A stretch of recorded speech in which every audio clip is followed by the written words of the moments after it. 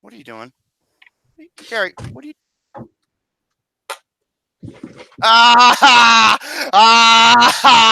That was a dud. If you were the wild E Coyote and you bought those Acme products, it just went stoop. And then he checked them out. And, you started without me, GareBear. Yeah, because he wanted a fart. Okay. What? You're okay. You started You're without right. your boo-boo. You'll be all right. Boy Thunder says, talk about starting out with a bang. Yeah, more like a dud. Yeah, no K in there. Yeah, especially a dud with it. Especially, oh my God. Well, no more burping! No more the burps! God damn, son. I'm sorry, I'm a gassy guy. What is that you're drinking? Is that what I think it is? It's not Pepsi, it's Coke. Oh. Sorry. By the way, since we're back, obviously I'm doing sponsors again since I've done those in a while. Ooh. Sponsors! Really? I'm doing sponsors again, so Gary, you walking with a cane looks like someone stuck a pole up your ass. don't worry about why I got this. It's a bit of a health thing. No, actually, in all jokes, it's really a health thing. It really is. Yeah, it's a bit of a small health issue, so I'm not gonna really go into it. It's nothing serious, but it's just Big Rock the King of Rock. Hello, Ben. Let's see. Hello, Ben. Hello, Tom. Hello, Owen, BJ, Victor, Aaliyah. Hello all. Hello to everybody, and fuck everyone equally. So Gary the grandpa. Gary the grandpa. Back in my time. So, anyways, I got some sponsors before I do the introduction. I got a couple. The first sponsor we got here, ladies and gentlemen, we're gonna start off with some General Mills Cinnamon Toast Crunch.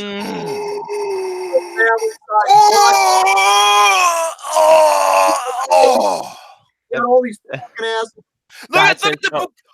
Look at the bottom. That was Romy's face. It's the bukkake. Look at this ass right here at the bottom. This is space. He's like, that's what he looks like. Oh, there you go, Tom B. You can take that photo. I better say everything I got 1,000 photos of that. Got this asshole here. He's like, oh, take that photo too, Tom B. Please. So Cinnamon Toast Crunch, one of the best cereals, if not the best cereal on the market. No, it is the greatest cereal. Next cereal we got here, we got some. For me, it's that and Captain Crunch. You and your brother both. Captain Crunch is fucking amazing. We got.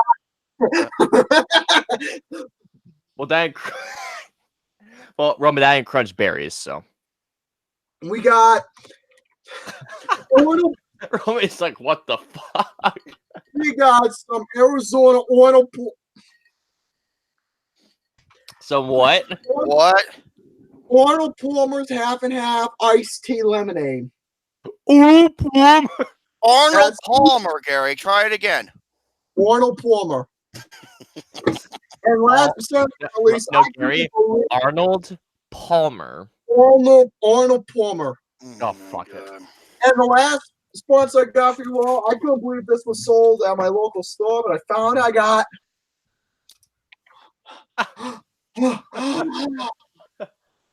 I got Jolt Cola for you all. This is Jolt Cola, all the sugar and twice the caffeine. This shit is like fuck. This is like crack and beverages.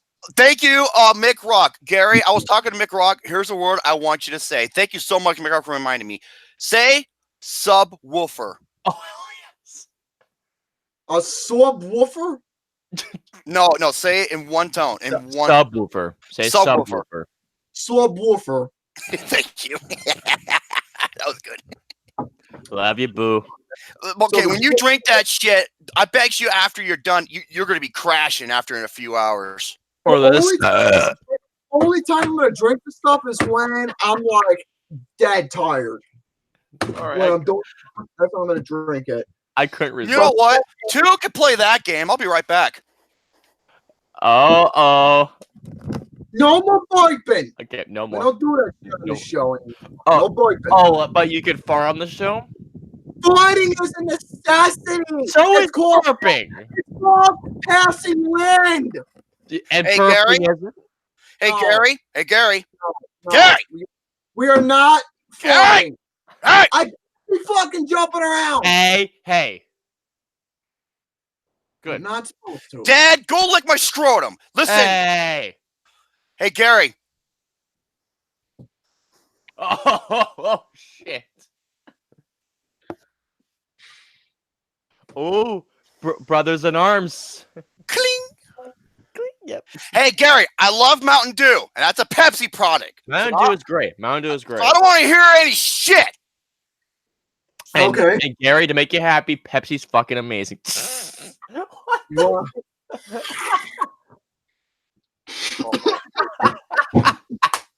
That's what you fucking. I got some photos of that. Speaking of photos, Oh shit.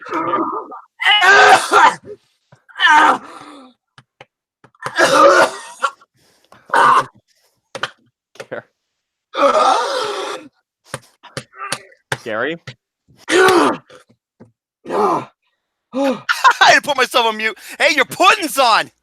Gary, you gotta be careful when you're putting that thing up to your fucking nose like that, dude.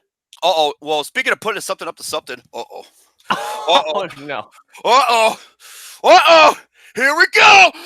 No. Here it goes.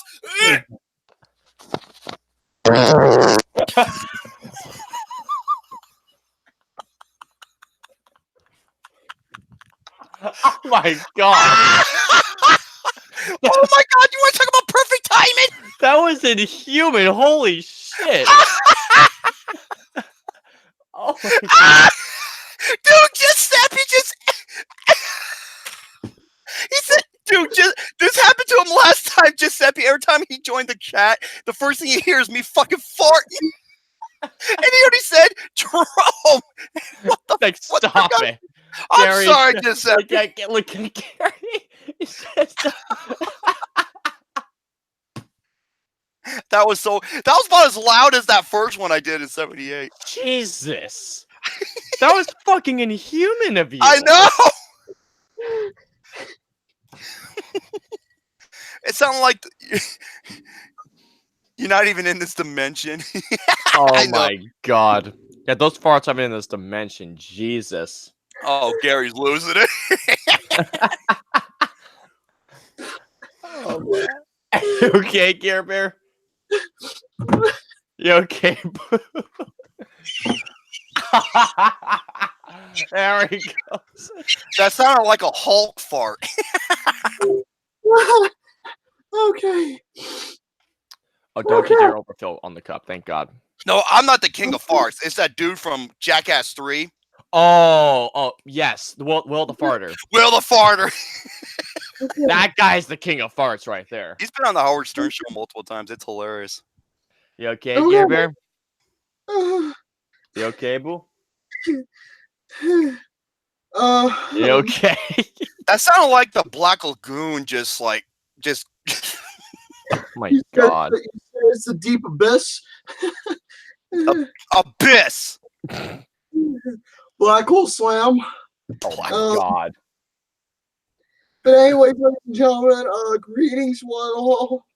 Welcome back to another episode of this legitimate ball-busting, legitimate shitty program. Episode of this program. God damn it, I can't even. This is a show that just talks about nothing but films and other bullshit.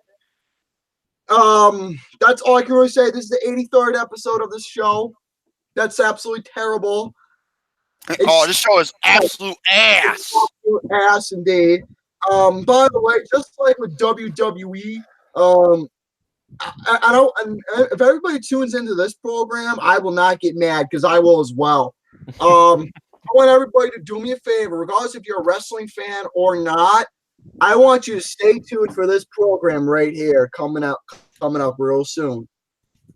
We'll see. All Elite Wrestling.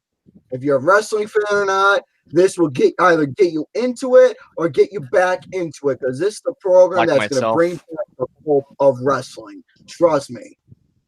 I can't wait. I'm excited for AEW. And anyways, ladies and gentlemen, for this program, as for what shit I'm going. Oh God. Okay. I think I gotta get shit soon. Oh, ooh. Hey, Gary. Oh. You told me I couldn't burp. Oh, but I didn't. God damn, no. I'm burping here. Holy crap.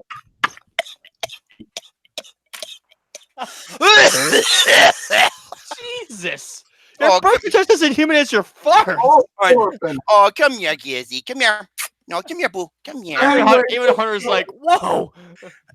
Anyway, ladies and gentlemen, Hey, Papa. Oh my God. as for what we're going to be doing for tonight's program, I got a couple things I like to go over with you all. As for what exactly, I'm going to go over my top 5 films of 1997.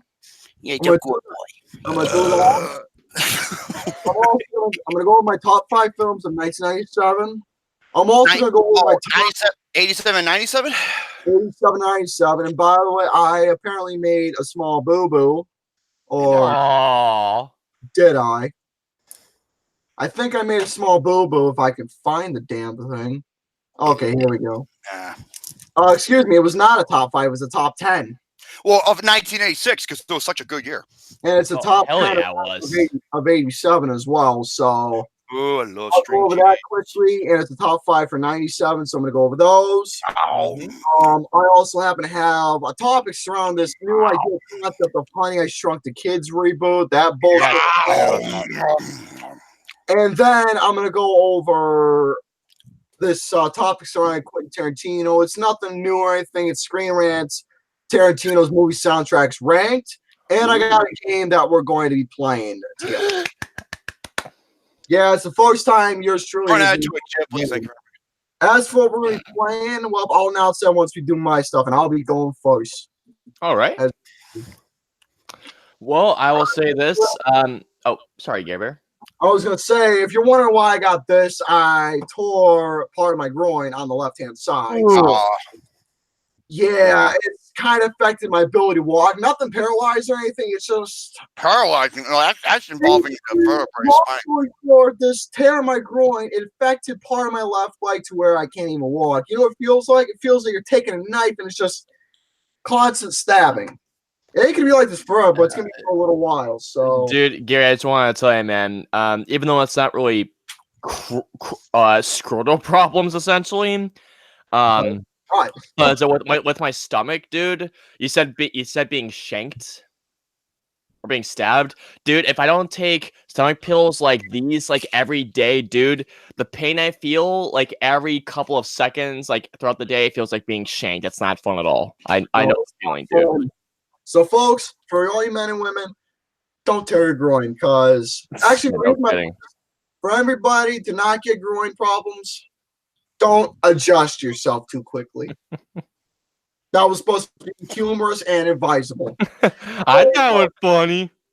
So that's my topics. I got nothing else to say. Gentlemen, do your thing. Alrighty. Well, welcome, guys, once again to another episode of Flicks with the Dicks. I won't do what Romy does because that's a Romy thing. I have a couple of topics myself involving the new. Hold on a second. Phone. Hold on. Eat an ass. Okay, as you were.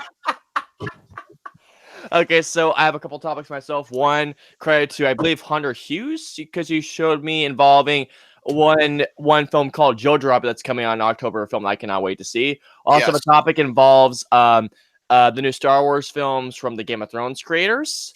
And then I have a topic surrounding around James Gunn's return to Guardians of the Galaxy Volume 3. And not to mention Blu-ray pickup and also my 4K collection, because you know what? Fuck it, why not? Because I remember a lot of people wanted Taika Waititi to direct Guardians 3, and you know what he said? It would have been the same thing. No, this is what he said. He goes, I can't because that's James Gunn's movie. Mm-hmm. I'm gonna lick a titty. Oh, Taika Waititi! You dumb shit! Nothing like we just said, Gary. I'm gonna lick your titties? What? I wouldn't mind licking a titty right now, to be honest. Well, if you got Lucas, so you're good to go. Oh, for fuck's sake! Oh yeah, Lucas is he's got nice titties. He's got a pair of man boobies on him. Love you, Lucas. Gary, what are you doing with the camera? Nothing. Oh, I saw you with What the are camera in you your hand. doing? I saw you with the fucking camera in your hand. What are you doing? Nothing. What are you doing? No, that smile. That get that fucking grin off of your face. That tells me different. Give me a geezy. I'm here. Uh, Oh my god. Yeah, What you get, Gary? You better pray I don't fucking fart again.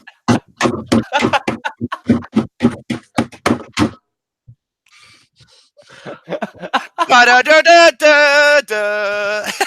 It's always the. God damn it! Somebody made me do! That's what you get. That is what you get, Gary. That's of your own doing. That's okay. Don't do that. You're gonna make the fucking cans burst. Gary's rejected Joker audition Dude. tape. Dude, if he makes the cans explode, I'm gonna fucking die. Uh-oh.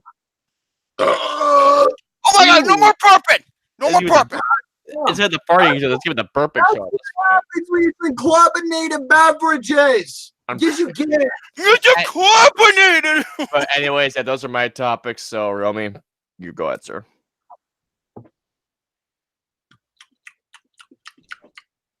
You know the difference is between Gary and a cum bucket? The bucket. Ladies and gentlemen.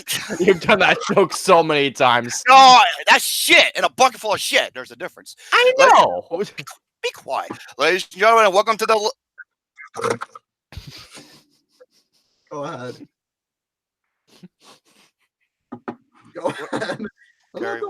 Gary, what are you doing? Nothing. What are you doing? Nothing. No, what are you doing? Nothing.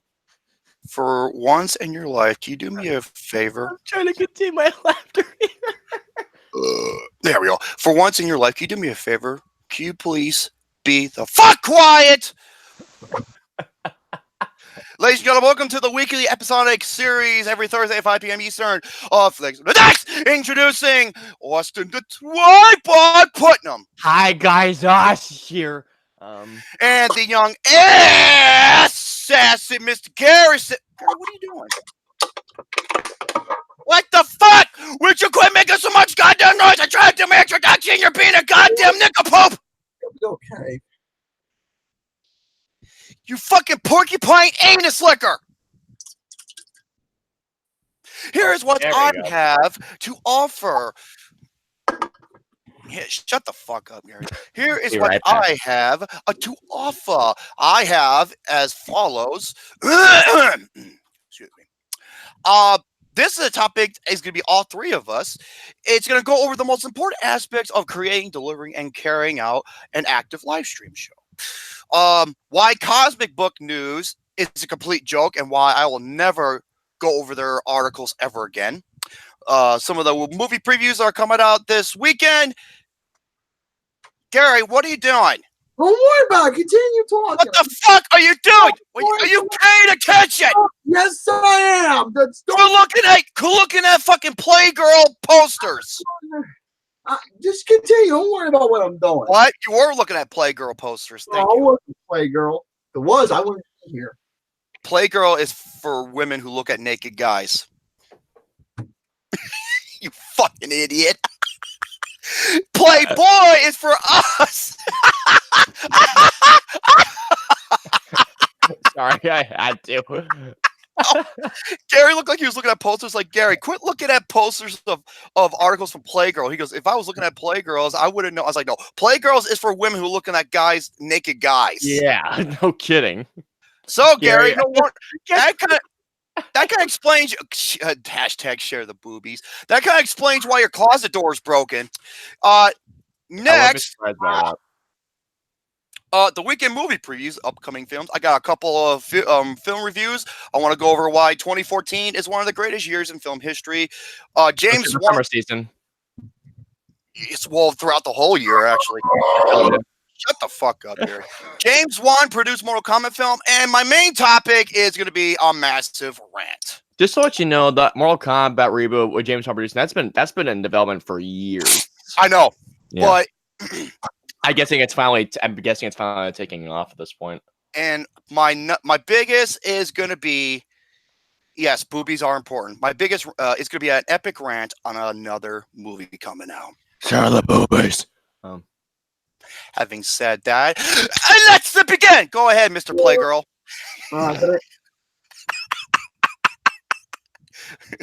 Was Julio Gomez one of them?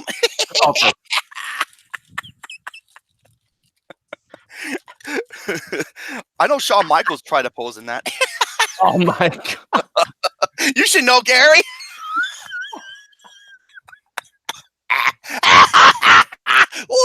Speaking of Kirk Nelson photos.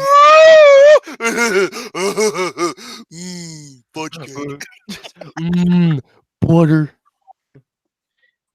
Anyways, as for my important. talk, Yes, they are important, GareBear. I might as well go over the first thing I got. I might as well go over the first thing I clicked on, and that is all of Quentin Tarantino's movie soundtracks ranked. This is recent from Screen-Rant.com. That was posted a week ago by this one asshole. I'm not going to say his name. So we all know Quentin Tarantino uses amazing music. Either it's original scores or songs that was taken from other art, that was taken from artists to put in the soundtrack to help make the scene great and help be the main theme for the film, to help and so on and so forth.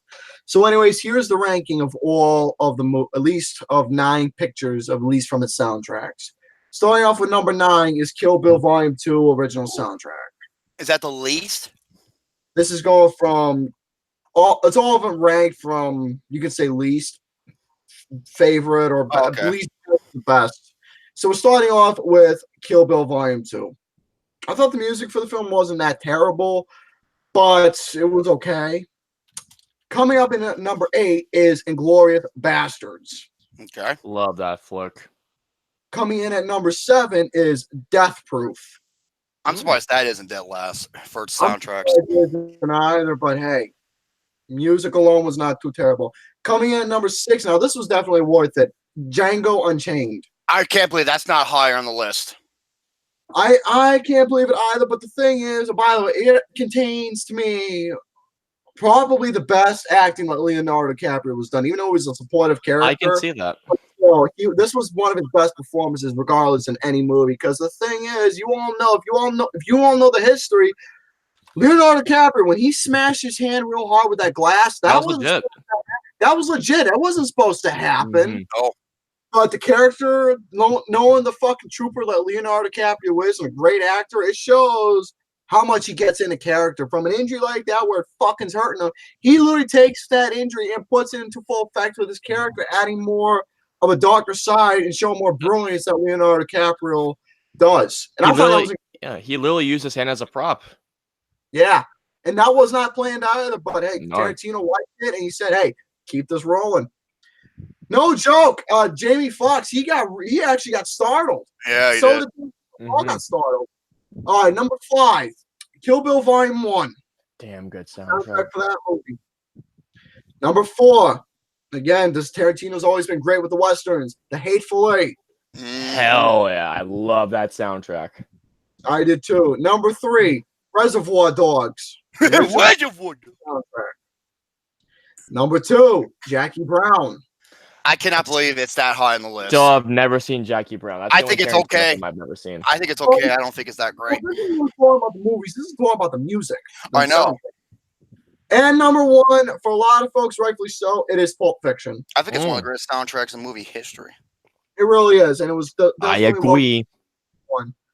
All right, next topic I want to go over. The reason why I'm going over my other shit quickly because I want to play this game we got. So, I'm gonna try and go over my stuff quickly as well. Yeah, but I want to do this game real quick.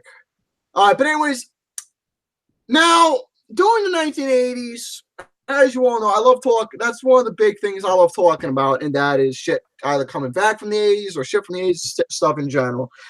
Just to let you all know, I'm doing something a little different. I'm going to be watching all the Studio Ghibli films and give you all my reviews. Why? Because they're great movies. 2, because I feel like it. And 3, it's something different. So I'm going to do that and give a little bit more love naturally to Studio Ghibli. But for this particular one right here from the 80s, in the late 80s actually, there was this film from Disney called Honey, I Shrunk the Kids, where what the fuck was his name? It was Wayne something. His character was Wayne something. I fucking forgot. Hey, Gary. What? If Lucas was in that movie, he'd be called Honey, I Shrunk My Penis.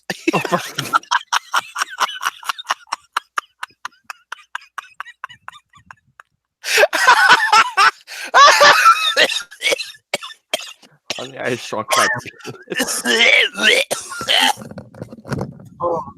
Oh, for fuck's sake. Oh my. Gary, you're just like, no. Anyways, You okay, boo?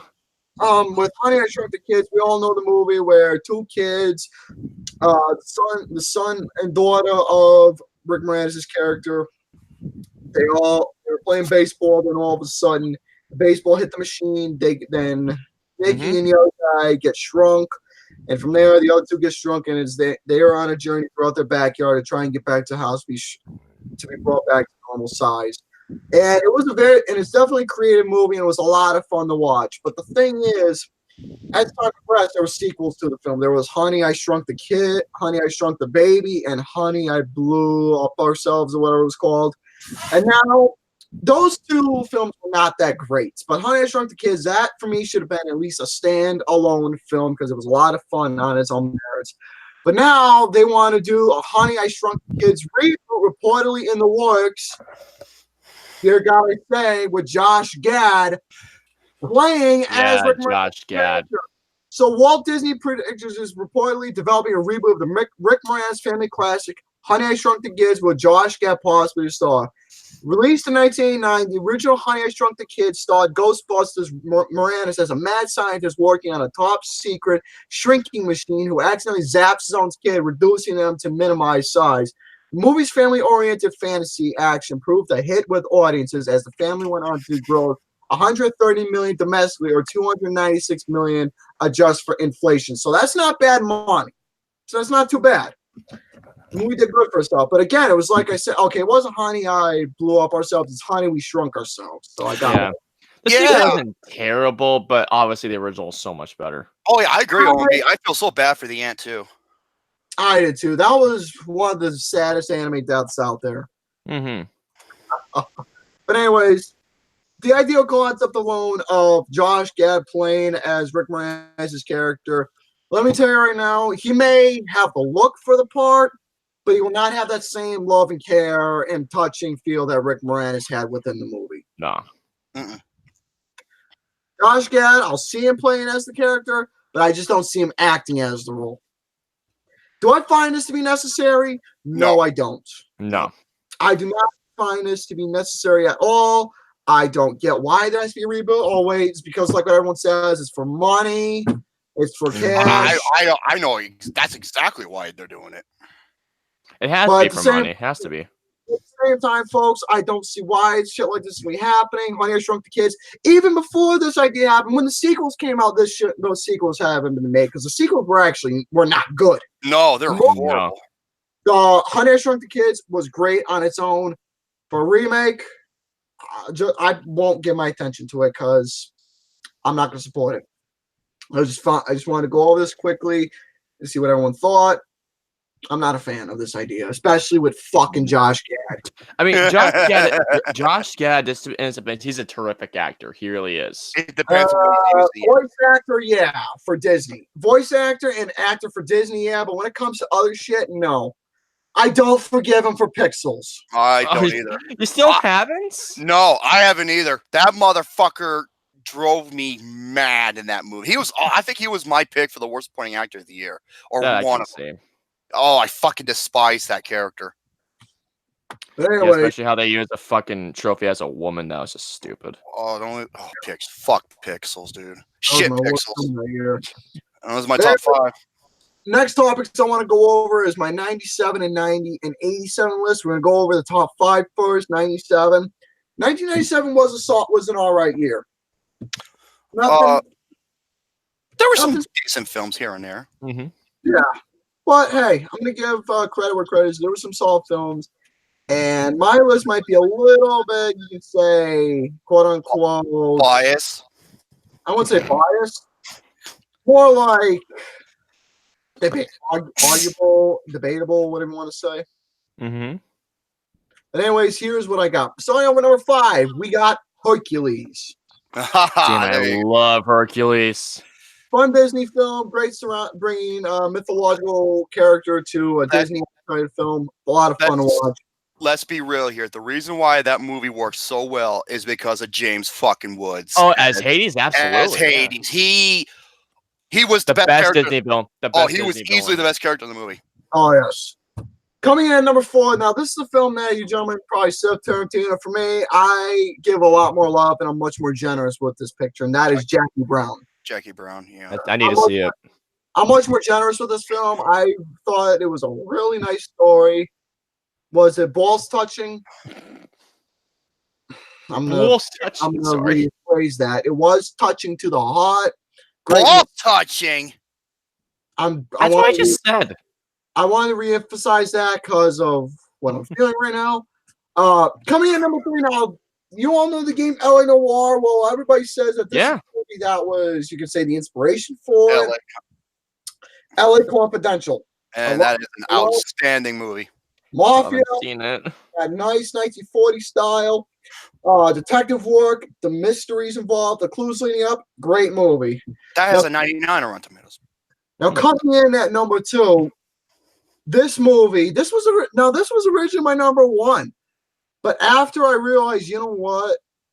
This ain't much my number 1 of 97 anymore. This is my number 2 because there's another film that's my number 1 of 97.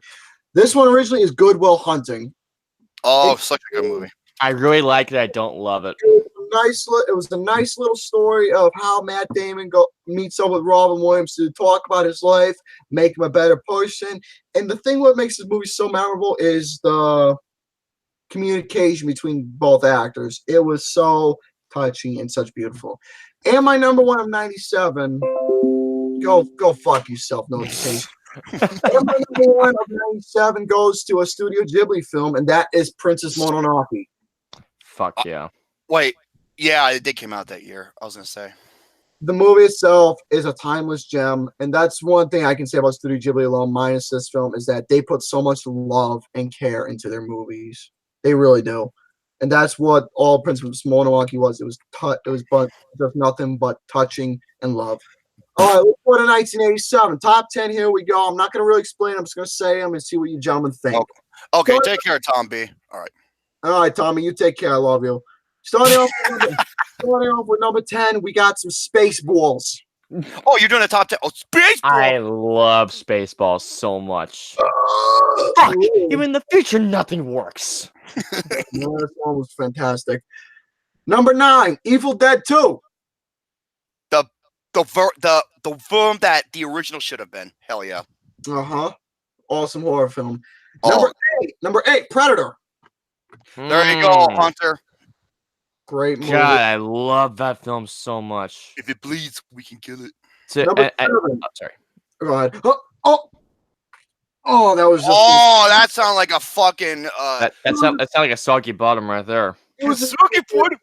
No, you want to? I'll play a soggy bottom for you in a little bit, but first, number 7 is to me the greatest Thanksgiving movie ever made. Planes, Trains, and Automobiles. I agree. Love that flick. That's my favorite John Hughes movie. Coming in at number 6 now, this is my second favorite performance that Patrick Swayze did, and that was Dirty Dancing. I have never seen Dirty Dancing. No one puts baby in the corner. I know the line. Man, Jennifer Grey, you were a fucking cutie pie back then. Oh, hell yeah, she was. She was a doll. All right, number 5, Lethal Weapon. Hell yeah. Mel Gibson alone. Terrific shit, man. Do you want to jump? Do you really want to jump? All right, number 4, RoboCop. What's it called? Yeah. What's it called, Gary? What? RoboCop. Robo-boner. I got a boner. Damn it. Oh, we got RoboCop involved. Great shit. I did. Number 3. This is I stink. This one right here is a timeless vampire film that I feel should be at least more recognized. I think it's got a good rating on Rotten Tomatoes. It's like an 86 or something. Which movie? The Lost Boys. Hell yeah. The Lost. Such a badass movie. 6. 86, Last time I checked, the Lost Boys. I don't. It's like in the 70s last time. No, I checked. it's 74. Last time I checked. Yeah. I'm gonna be honest. That rating is even though it's passable, for me it's way too low because it's me a vampire. 80s at least. 80s at least. Vampire Death film. by stereo. But 70s is a little too low. Lost Boys is a film that should be gotten a lot more recognition for what it's about. It's fantastic. Number 2, The Princess Bride. Hell yeah. Rob Reiner, man, the shit, the Battle of Wits, great stuff. And number 1 now, this right here this is no brainer. Think Brian De Palma. Brian De Palma. I know where it's going. The Untouchables. You know one of my all-time favorite lines in cinema alone. Never bring a knife to a gunfight. That has an 81. Great movie, my all-time favorite mobster film. So that is my top 10 list of 1987. Mobster. Let's play a game, shall we? I think we should say that for the end, but that's up to you. Oh, we play now. Okay. Okay. Hold up, I gotta read this. Boy Thunder says there's a lot you left out. Superman 4, Jaws 4, Leonard Part 6, Masters of the Universe. Over the Top is a guilty pleasure of mine. Over the Top. I have never seen Over the Top, but I know that's one of Flick Pick's favorite movies. Well, because it's arm wrestling, testosterone, and Garbage Pail. Oh, fuck that movie. That's Lucas' best film of 87. There you go. Yeah, he played the crocodile. Now, the reason why I want to go with my topics real quick, because this game is going to take me up a little time. So that's why I want my shit quick. So this is how this is going to work. I'm going to keep track of the scores. I'm going to keep the scores on a separate side here. And we'll just put them in the group chat. No, I'm going to keep them on a separate document. Okay. Gary, look. I'm gonna keep them on a separate document. There you go. See, look how easy that was. I did that in 2 seconds. No, fuck you dickhead.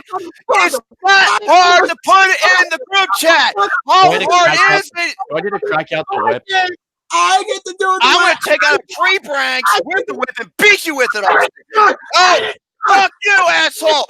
You put the motherfucking score in the group chat! It's not that hard for you to do so! You fucking stupid ass D'Angelo! Children. Retarded, stupid fucking motherfucker! Peanut brain motherfucker! Lay on the ground, open up your mouth, and let me piss in your mouth. That's called a yellow submarine. Do I need to take you to therapy?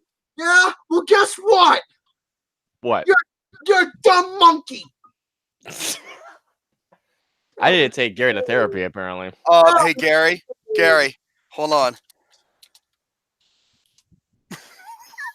Hey, Leah said, Gary, don't make me get the belt and spank you. Well, that sucks, cause I'll like it. Gary, look what I typed. Speaking of that, where's my banana? Oh, it's my boy, it's my buddy. Oh, this is a 2-person game. Shut the fuck up. I want to have if Alex the Great wants to be on this motherfucking show, we're going to. Shut the fuck up. I'm the one that's in charge. I'm older, I'm wiser, I'm smarter, and I'm better looking than you are. You neon white, bald-headed, 4-eyed, goofy looking dumb motherfucker, you. Dumbass hippopotamus. The hippopotamus again? Coca-Cola. Get at it. Go. No, Coca-Cola. No, you fuck off. He's staying here. Shut the fuck up. And what with the brother? You scrotum sucker. You leave that boy alone. You want to stay? Yes, he stayed. Austin, let him sit in your chair. He's older. You want to stay? Do you think I give a fuck? Yes, you do. No, I don't. It's my chair because I'm in charge of my room. I'm in charge. Of my room, I'm in charge. Yeah, you're in charge of cleaning my ass after I take a dump. That's Anyways, Lucas, actually, but all right. That's Lucas, actually. Let's get to this game that we're going to play. I keep sneezing. It's a little thing I like to call Order in the court. Yeah, no kidding there. Order in the... What in the shitting hell? You ever seen that movie with Al Pacino's called Injustice for All? He's like, my client should be going straight to fucking jail, the son of a bitch. I'm taking 300,000 miles of that. Got it. All right. So, anyways, what are we talking about? What are we We're talking playing about? a game. Gary made a game. Here, let me pan this a bit. Okay. I actually have a question. Is it a trivia question? Yeah, it's a trivia Okay. game. In the realm of horror, from The Exorcist, Okay. what are the 6 words that the priest say to the Exorcist girl while they're giving the Exorcist? The 6 words? The power of Christ compels you. Thank you very much. That's not. Woo! The power of Christ compels you. It is 6, Austin. You go back to Sesame Street, click some and run some numbers. Hey, I didn't get a D average in math for nothing. Yeah, so. D is a dumb shit. I gotta get framed. Oh shit. Here, let me pan this more and tilt. There we go. See, that's how you make a good shot. Oh. Oh God. You're gonna freak him out again. Gary, don't do it. Oh shit! Here we go. Gary, oh my God. Yes. Okay. So Here anyway, we go again. Oh, okay. anyways, okay. that's this game that we're gonna play. As we were. This is a game where it's gonna be called Know Your 80s Movie Trivia. It's gonna be a straightforward 21 question type of deal. Save that for tomorrow. I don't know if Alex can be. I don't know if Alex is gonna be able to play or if he actually I'll can. just spectate. Hey, let's Okay. fucking instructions. You let Alex play, you fucking I asshole. want to play, but I don't It's a 2-person game, as Gary I'm said. going to spectate. Hey, Gary, let me tell you something. Was for Alex, you would have met me, and we would have done the show. So you give him the respect. You fucking turtle anus butt licker. Technically speaking. Hey, Gary, let Alex speak. Technically speaking, it was JVD. And I've been respecting Alex since 2012. Fuck you. It was really good. He's been respecting the bro Montana. It's true. I've known Alex for fucking almost 10 years now. Hey, Gary. Yeah, back in 2012, you're wearing something that starts with the letter T.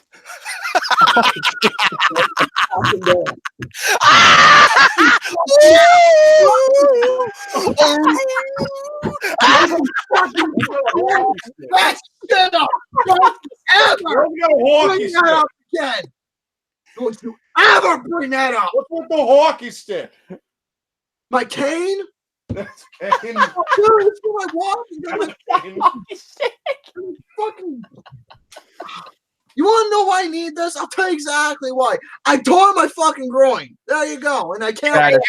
That just have a stick up somewhere. Gary, you with the eye, things that make your eye see better, and the cane. You look like, I think Moneybags from Monopoly if he was brain dead. Anyways, let's play a game. All right, time to play the game. Here are the rules for Know Your 80s Trivia. The rules are you got to type your answer in the chat box. I'm going to give you a 5-second count. Oh, Jesus. That's way short. What the fuck? I'm going to give you a 5 second. For some reason, nothing would make great joy for me than seeing Gary beat Jerome with that cane. Oh, That's a good idea. Nice. That's a great idea. Oh my God, you actually said something smart. I like that. Oh no, you say a question. It's in the 80s. We have to type it in the live chat or in the group chat. And you're giving us 5 seconds. Even if you give me 10 order, seconds. As for the order, I'm gonna 8 seconds. Okay, so That's better. I'm gonna call. That's better. I'm gonna call Austin first. I'm gonna call 7. And basically, I'm gonna keep track of the points in the fashion that Mr. Garrison, I'm gonna do. 21 questions each. As for the loser, well, they're gonna have to use a stick of broccoli. I don't know. Oh, okay. I'm not fucking losing. Okay, glasses are coming off. I'm not fucking losing. Actually, no. The loser has to eat. Just the game. It's not a competition, Romy. The loser has to eat a pickle. There you go. Fuck you! No, I'm not eating a motherfucking pickle. No. The rule. I'm in charge of the game. I'm not eating a pickle. What happened to a friendly Eat thing? a pickle. Fuck No. pickle. I'm not eating a pickle either. Eat a pickle. I'm not eating a pickle either. No, the loser's eating a pickle. That's I'm not eating a pickle. I'm not losing. That's it. I'm not losing. Here we go. I ain't Chef. What I did for you? The least you can do to pay me return is eat one pickle. Do it That's it. Fuck pickles. Exactly. Motherfuck pickles. They're fucking nasty. I'm not. Are we ready to start or what? Yes. Come on. That's two. Good. Fuck you. Anyways. I'm Starting not off. eating A fucking pickle. Gary, you look like you're walking with a pickle up your ass. I'm not eating a pickle, GareBear. A pickle fucker. Be quiet, Be quiet. This is awesome. asshole. Ass Goblin. Love you. I love you too, Booby. What about So- me? Thank you, Tyler. He agrees. This handsome son of a bitch. You don't like pickles either. Ah, Okay, I like. I like the flavor. I don't like the taste. I don't like the texture. now, as for how all the questions go, I'm going to say the movie, and I'm going to give you the question. Basically, long story short of how each question is going to work, it's like what Austin did with In Big Trouble in Little China. What was the color of the eyes of the Asian girl? Shit like that. That's what the Gotcha. question is doing. So, there you go. Starting off with question number 1. I got my time clock here for 8 seconds. Wait, 8 seconds? That's kind of fast, but okay. 10 seconds. There you go. That's why I did 10 seconds. All right. Question number 1. In The Karate Kid Part 2, Oh fuck! I haven't seen it. I'm screwed. Daniel was mentally tested to break what? 10 seconds starts now. And by the way, if you hear like a Oh, ding, I've never seen it. if you hear like a ding ding, then that's the timer. I got the time clock on my phone. All right, and Break my heart. How about that? Oh, got your fucking answer? hell. Got your answers? Okay, Austin, I'm going to start off with you. This is a total guess. Fireboards. Good guess, but no. Tubby. It's one of two things. I hope it's this one. Was it a car window? No, the answer was mentally tested to break ice. Oh, Oh. see, there was two scenes. There was the car window breaking scene, and then there was the ice breaking scene. There was two scenes. I thought there were fireboards because I know I saw a clip in which he had to break something. There was, but the thing is, one of them was surrounding a mental test. And that was Oh, gotcha. shit. Okay. also mental. But anyways, question number 2. In Indiana Jones and the Temple of Doom, Mhm. what treasure is Indiana on the search for? 10 seconds. Repeat the question. Yeah, you were. In Indiana Jones and the Temple of Doom, what treasure is Indiana on the search for? God, I haven't seen this film in years. My favorite Indiana Jones film too. Oh, I think I know what it is. I got it. I think I know what I it have is. no fucking idea. That's not it. Okay, time's up. What? Let me see, Austin. What's your answer? Heart of Gold. I have no fucking clue. Correct, Toby. Mystical Sankara stones. I will accept that, and you got yourself. Yeah. I haven't seen the Indiana Jones films in a long time, so like it's really faint. No, And everybody else, you pick their stones. I like their stones. They're shaped like a butt plug. you say you got stone. All right, but anyways, question number 3. In the Blues Brothers, Okay. Okay. who was the female vocalist who played Matt Guitar Murphy's wife? Shit, I forgot. That's another film I haven't seen in years. I've only seen Blues Brothers once. Like I What's the said, name? Wait, what's the name of the actress or the name of the character? The character. female vocalist. Time's up. I Austin, what's your answer? got nothing. I got nothing. I got nothing either. I don't know what her name is. Okay, it's Aretha Franklin. That's right. Shit. Aretha Franklin's in that? That's right. Yeah. Yeah, that's right. He's right. Yeah. All right. Anyways, so far 1-0 thus. But anyways, question number 4. This should be a little easy. In Fast Times at Ridgemont High, Fuck yeah. who was the actress who played the character Linda Barrett?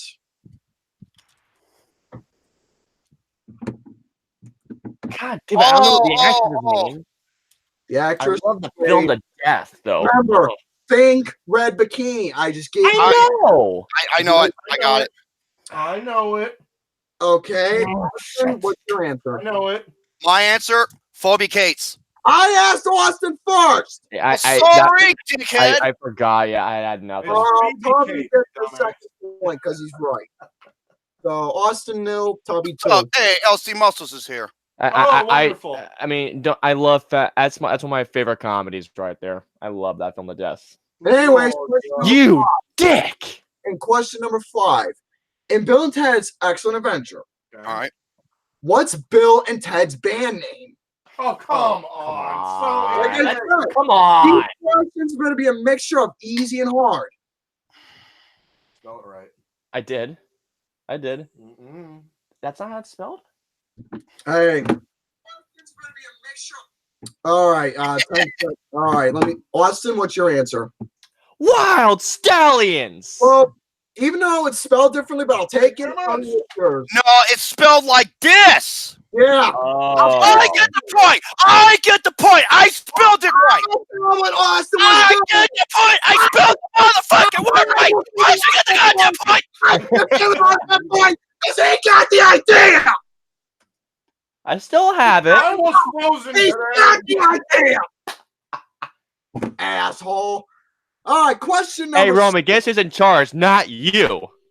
Question number 6. Austin 1 point, Tommy 3. Question number 6. In Risky Business, Oh shit. what was the pop Tom Cruise mixed with a bottle of booze?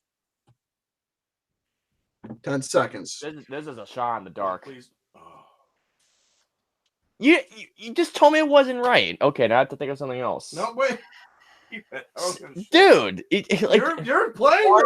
but you had to react to it. Austin, what's your answer? Coke, it's not right now because Alex told me it wasn't right. That was correct. It was. Oh. It was that. That's There you also I put down too. Why did you react? That was a shot in the dark too. I thought it was gonna be Pepsi. So was it rum and Coke, Gary? Alex. Pepsi. That was the first thing I thought it was Coke. It was that I was Same gonna put Pepsi or something. Was it Coke and rum? Rum and Coke.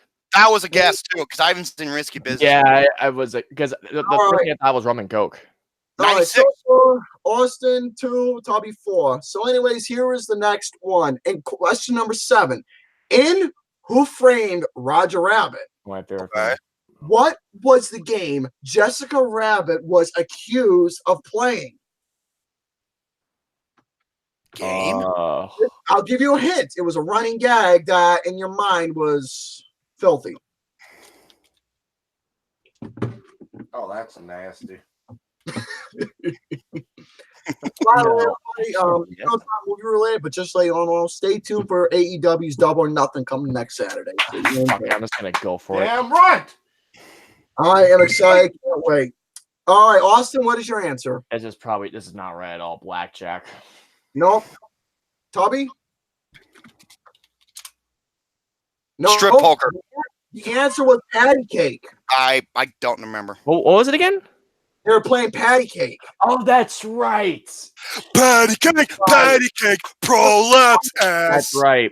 All right, question number 8. Alex. Lucas doesn't know how to play that game. And question number 8. Lucas doesn't know how to play that game. Hey, Lucas, that's his favorite game. Oh, Jesus. Question number 8. Okay, go ahead. In Raging Bull, Okay. Sugar Ray Robinson beats the hell out of Jake and wins by TKO. But what didn't happen during that fight? What do you mean? I don't understand that question. Yeah, you have to repeat the That's question. too vague, dude. That's way too vague. He got his ass beat, but what happened didn't happen? That's that question. Yeah, I can't. Sorry, that's really not a vague. answer That's to a that. vague question. Question number 9. All right. In E.T. the Extraterrestrial, while E.T. was in the kitchen messing around, what was he drinking? Oh, Yeah. Wait, okay, so do I have to name the specific brand or just what he's drinking? Just what it was he was drinking. Oh, Okay, okay. got it. That's easy. I got it. I don't remember the brand. Thank God I don't remember. the Actually, brand. do we get a bonus point if we name the brand? No. You're not in Oh, charge fuck here. Let me get Fuck the bonus points. Just give me what it was he was drinking. That's I it. already know it. All right, Austin, what's your answer? He was drinking and getting drunk off of beer. There Same you go. here. Pup. There you go. 3 to 5. What kind of beer So was we're it? doing 20 Coors. questions. one. It was Purge. All right, now here's another 80. Here's another easy one for you all. In a View to a Kill. I never seen it. What movie? What 80s new wave band wrote the theme song? Oh, come on. I know this. This is one of my favorite Bond themes too. Hell yeah. Who I wrote the love theme? this theme. Who Wait, wrote the theme? Which band wrote the theme? Which band performed the theme? Oh, okay. When that clear as day too. I fucking love this Son of theme. a bitch. All right. All right, answers, Austin. Duran Duran. There you go, Tubby. Same. Duran Duran. There you go. 4 to To 6 a now. kill. No Okay, saying. I didn't understand the question until fucking you used. love All that right, song. question number 11. In Castle in the Sky, what was the specific gem the pirates were trying to retrieve from the little girl? This is It was a the guess because I've never specific seen it. gem they wanted from the little girl that she was possessing. What was it? I'm just guessing here. I need to see the Okay, film. answers? All right, my answer: sapphire. That is incorrect. Yeah. Was it a ruby? Nope, it was a crystal necklace. Ah, fuck. I wouldn't. Crystal necklace. Okay. Yeah, if you said it was a crystal, I would have accepted it. Oh, damn. Yeah, crystal meth. Question number 12. In the Land Before Time, Oh, Here we I haven't go. seen that film in Classic. ages. what's the legendary place Littlefoot and his friends set off on a journey to? I don't fucking remember this one. Land Before Time.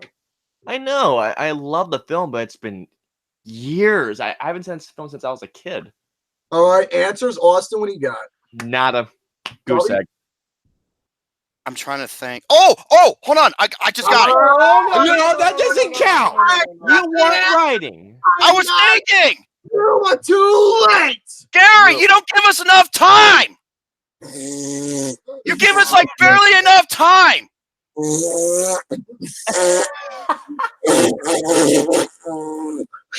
I got a couple. He doesn't even give us enough time.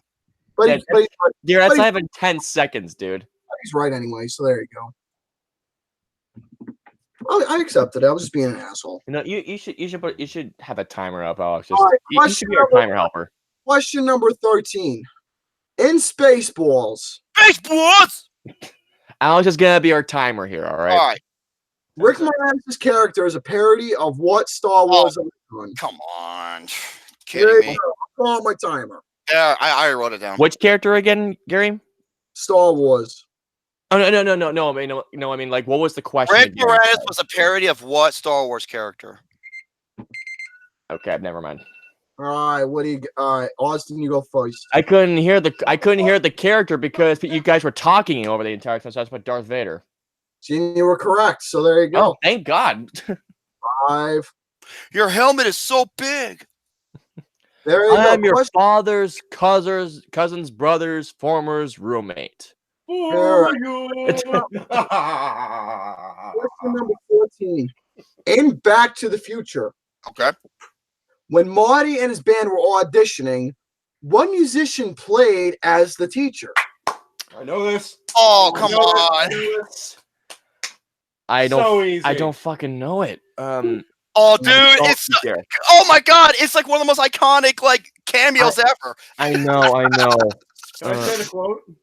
I know. I was. You're You just guys are just loud. too damn loud. Here's. Fuck! I don't remember the singer's name. There, I entered mine in. I don't. All I don't right, remember. well, Huey Lewis. Yeah, he. Huey Lewis. Probably's getting the point. It's Huey Lewis. It's like, So there you go.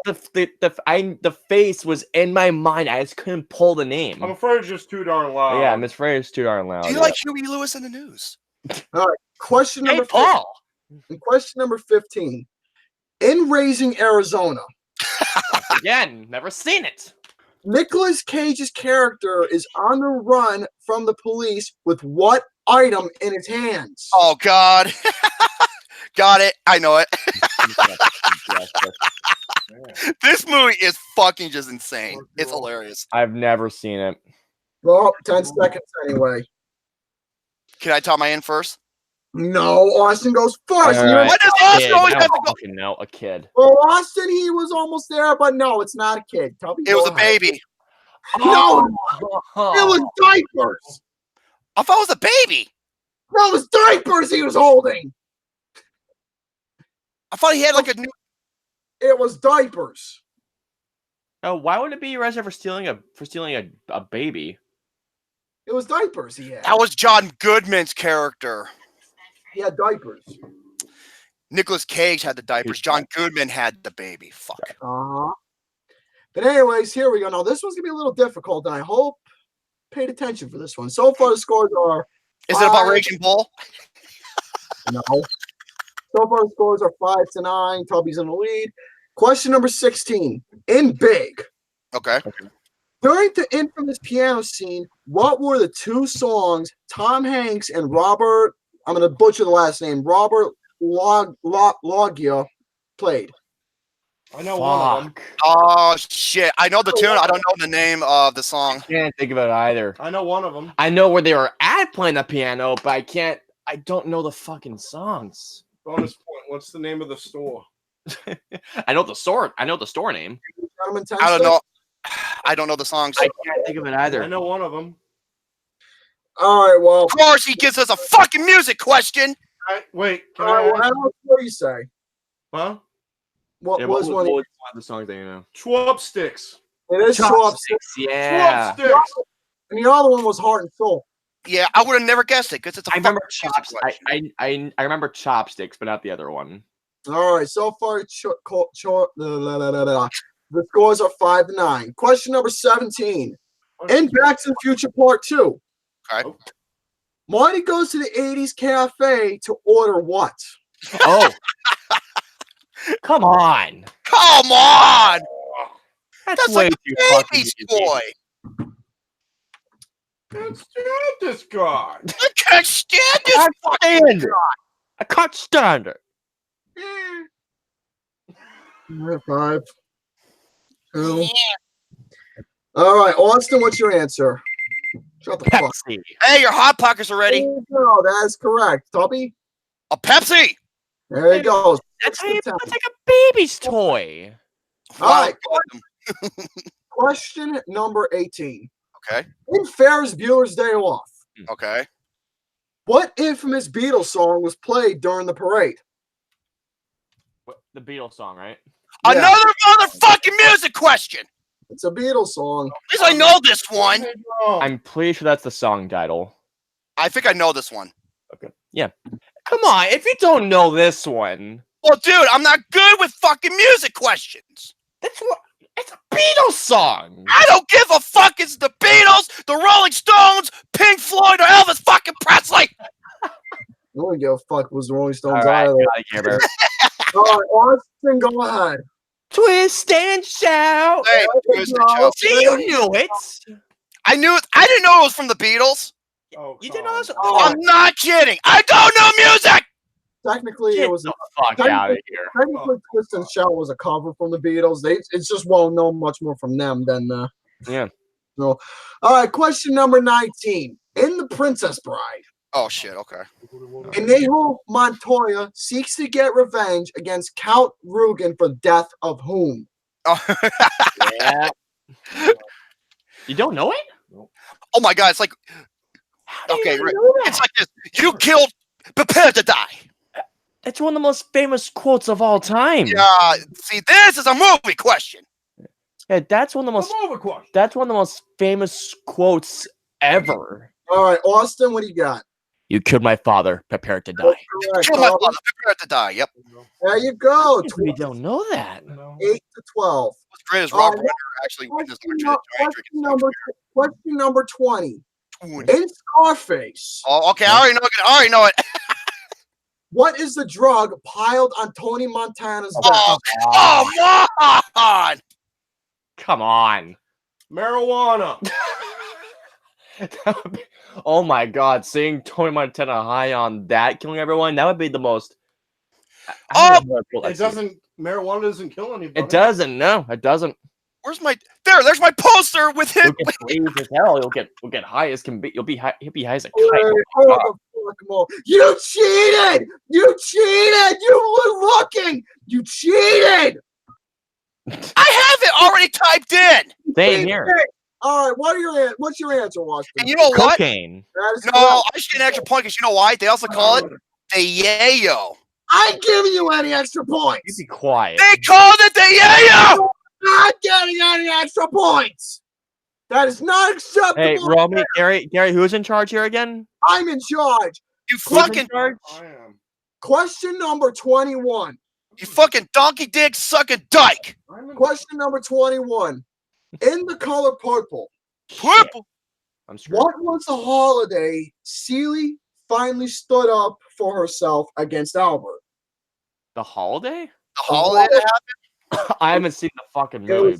was celebrating a holiday. She finally stood up for herself against Albert. But what was the specific holiday? Screw it. Oh shit! I don't remember. It was a holiday. I don't know this. I don't know this question. I'm just shot in the dark. All right. 3, 2, 1. I don't know. Okay, what do you got? 4th of July? Fuck you. No. Tubby? Christmas. No. The answer was Thanksgiving. Oh fuck! That was my second guess, actually. Oh shit! No, at the dinner sequence, and she pulled a knife on him. Fuck! Yeah, it was Thanksgiving. Still one, Romy. There you go. Austin, you gotta eat a pickle. I'm not eating a pickle. You're eating a fucking pickle. No, 'cause I'm not. You. I'm eating a pickle, Gary. Come on. You lose.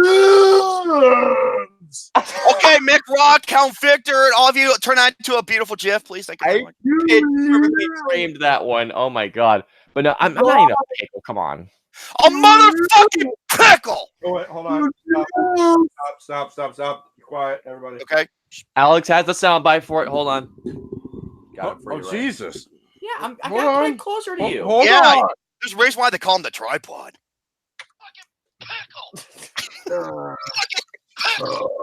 Wait, so anyways, A pickle. A pickle. anyways, people, I'm done with my bullshit. Oh, see, Cooker says drum should eat a pickle for complaining about the music questions. You get the fuck out of here. Well, I'm actually siding. Siding with C. Cougar on that. No, I won the motherfucker. I won the goddamn motherfucking game. Please again for being a fucking dildo. Twice my question. And these dildos can't be useful, and they can please women. Unlike your nerdy, stupid ass, you fucking bear humping, dildo sucking, scrotum licking, anus licking, butt fucking son of a bitch. You know what? What's wrong with being a nerd? You're an ass. Yeah, what's wrong with being a nerd? Yeah. Dickhead. Hold up a second. Hold up. If you want my body and you think I'm sexy, come on, sugar. Let me know. Oh, hello, everybody. Christy, the beauty queen. I was frozen today. Favorite pairs here. Wonderful. What did you say, Gary? I said favorite pair. You better hey, be Gary. nice. Yeah, favorite pair. You better be nice to my beauty. That's a compliment. Share the Better be boobies, nice. right? That's a compliment. That's a Share the compliment. boobies, right? That's called a compliment. Gary, hey, Gary, share the boobies, right? Christy's the only one who actually allows me to say complimental boobies. Well, remember, hashtag share the boobies. She's the only The one who boobies. allows me to say booby compliments. If I said it to anyone else, I'd be getting hit. Hey, Gary. That's a blessing. Hey, Gary. Someone should make a hashtag share the boobies and it shows a pair of those two birds.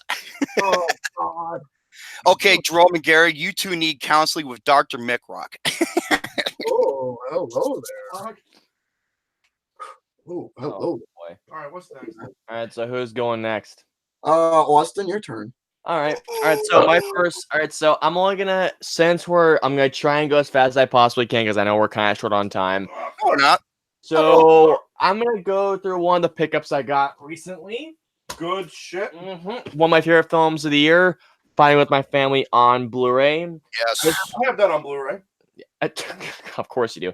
If you guys have not seen this film, it is a brilliant and heartfelt Rocky-like film that is the biopic about Paige the wrestler. Now, those of you who don't know me personally, I used to be a huge fan of WWE back in the day, the Attitude Era, the Ruthless Aggression Era. I love The Rock, Stone Cold Steve Austin, my favorite wrestler of all time. Yeah. Hulk Hogan, Goldust, Bret Hart, Rey Mysterio, Sting. I loved all of those guys.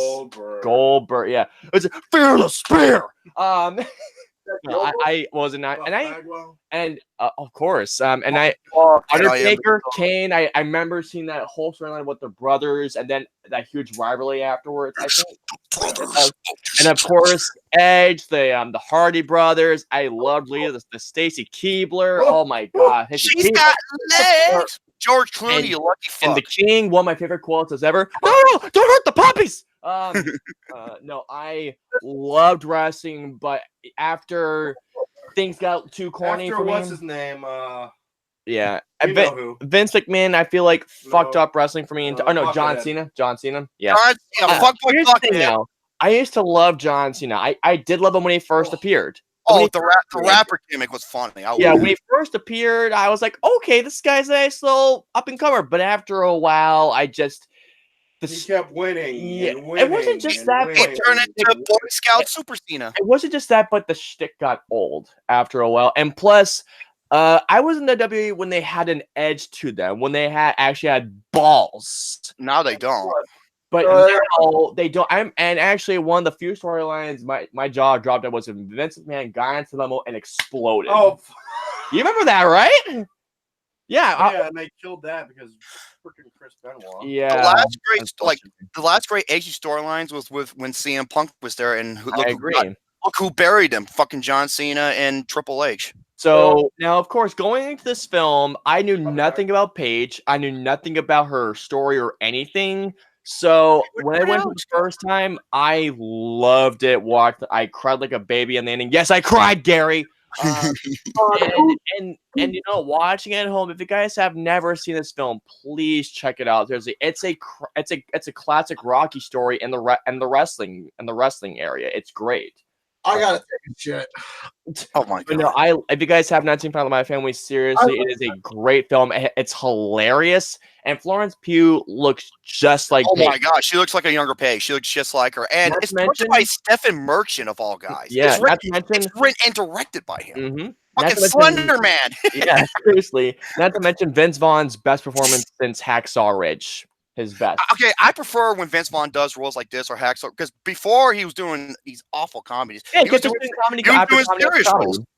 Yeah, but no. Where did Alex go? He'll be back. And I love how The Rock is on the cover when he's just a glorified cameo. That's all he is. Yeah. Well, he is one of the main people behind the movie. Yeah, I mean, I think he was in maybe 2 or 3 scenes the entire film, because really the film is a focus on Paige and her family. But yeah, Florence Pugh is incredible, and I know she won't get nominated for an Oscar, but she should. Now, I'm going to go through only one of my topics, and that's about... I would go through the Jojo Rabbit topic, but for me, I'm going to go this because there's been a lot of controversy surrounding the show, knowing that the creators are going towards Star Wars. So, oh shit, my headphone cord got knocked out. Give me this one moment. Come on, Mother Earth, get back in there. There we go. Okay, so... as we all know, Game of Thrones is one of the biggest TV shows ever out there. And I love the show. I don't know about you guys, but Benioff and Weiss, the showrunners, are now going towards Star Wars right after Season 8 ends. Now, I don't know about you guys. I love Game of Thrones, and I have been liking this series. I've been liking this season. I know it's been divided amongst fans, which is understandable because there are a lot of things that people have not liked for certain character decisions. But but I think people keep forgetting that before the season, they had made 7 previous incredible seasons. Now, I know when people say this, well, those were based on books. Actually, season 6 was original content. So, sorry to say that, but no, the writers and the creators behind Game of Thrones. Gary. Oh yeah, everyone was pissed on Sunday because it was mainly because of character arcs that ended not the way people thought they would, because I feel like it's that Last Jedi thing that we were all expecting it Oh, to go yeah. one certain way, and it went another way. And the thing was Last Jedi, I love Last Jedi, and I will keep mentioning it. I do too. It's in my top 3 Star Wars films. I love it. It's not in my top 3, but I really enjoy Last Jedi. I fucking love it. But here's the thing. Now here's what Benioff and Weiss. Apparently there's gonna be 3 new Star Wars films, but they're not starting to come out until 2022. So if you ask me, that's a great get because after Han Solo, which I know you liked, Romy, I know you liked it. Solo? I actually did, yeah. I wasn't too big on it, but I will say watching it at home did have me appreciate it more. Though after Last Jedi and after this one, I feel like that people were just like, I could maybe go a couple of years without Star Wars. But here's the thing. Supposedly, the new timeline, this can be wholly new original films, new characters, a new storyline, new everything that's going to take place in the era of the Old Republic. Now, if you guys are thinking the game Knights of the Old Republic, which is one of my favorite Star Wars games, that is like arguably the best Star Wars game. It's, for me, my favorite RPG of all time. It's amazing. I don't think it's quite taking place there, but the Old Republic, that main era, there is so much ground you can tread right there. There's a lot of storylines like the Mandalorian Wars, which it was intense shit to say the least. But knowing that these guys are going from a politically intrigued show to maybe, again, a politically charged series of films, like this could be like Star Trek in the medieval ages almost. Well, not medieval, but it's like a more futuristic version of that, if that makes sense. But no, I cannot be more hyped for it. Now, again, we're short on time, so I brought this idea to Romy and Gary. I said, go for it. So, you guys know me. I love my 4Ks. Don't you ever. Oh, yeah. So, basically what I'm going to be doing is that I have a bunch of 4Ks that I want to show off. They're all in alphabetical order. You want to know what 4K really means? It means 4 cocks, spelled with a K. There you go. Who is it? Ed Boon, who's directing it? For Mortal Kombat. But no, I have a bunch of 4Ks. Some of them I got for free, and some of them bought, and one of them I just bought today. So give me a few moments to pull all these fuckers out. A couple of them I have never seen. I have two anime ones in here. Sunday on a squish banana voodoo. Oh my! Oh! Oh my! Oh no! One of my favorite memes, that one that we saw Romy where. Was Sonic the Hedgehog. That was amazing. That was brilliant to say the least. Okay, give me like. We had to watch it like 3 or 4 times over. Oh, we were fucking dying. We were Shane, Austin, and I were just losing it. Okay, I have a bunch of 4Ks here. Oh, I'm actually there for my last stack. Okay. Ah! Aw, Leah, she's so nice. She goes, I like Austin as a friend. He's so nice. Aw, thank you. Okay, I got 2 more right here. Perfect. Okay. So again, these are gonna go through alphabetical order. So here we go. Roy the Warrior. Starting with one of the best horror films of last year, and the winner of Next Gen's best horror film. Goddamn motherfucking right, and it's way better. You can calm down. No. This movie looks incredible, and the Best sound horror design film in 5 years. The sound design alone, this film, how this did not win the Oscar for best sound, it's crazy. It wasn't nominated for one of the sound components. It was nominated for, I believe, for score, I think, or no, sound mixing, I think, but not sound design, which makes no fucking sense. Next up, I know you're not a fan of this one, Romy, but I love it. Annihilation.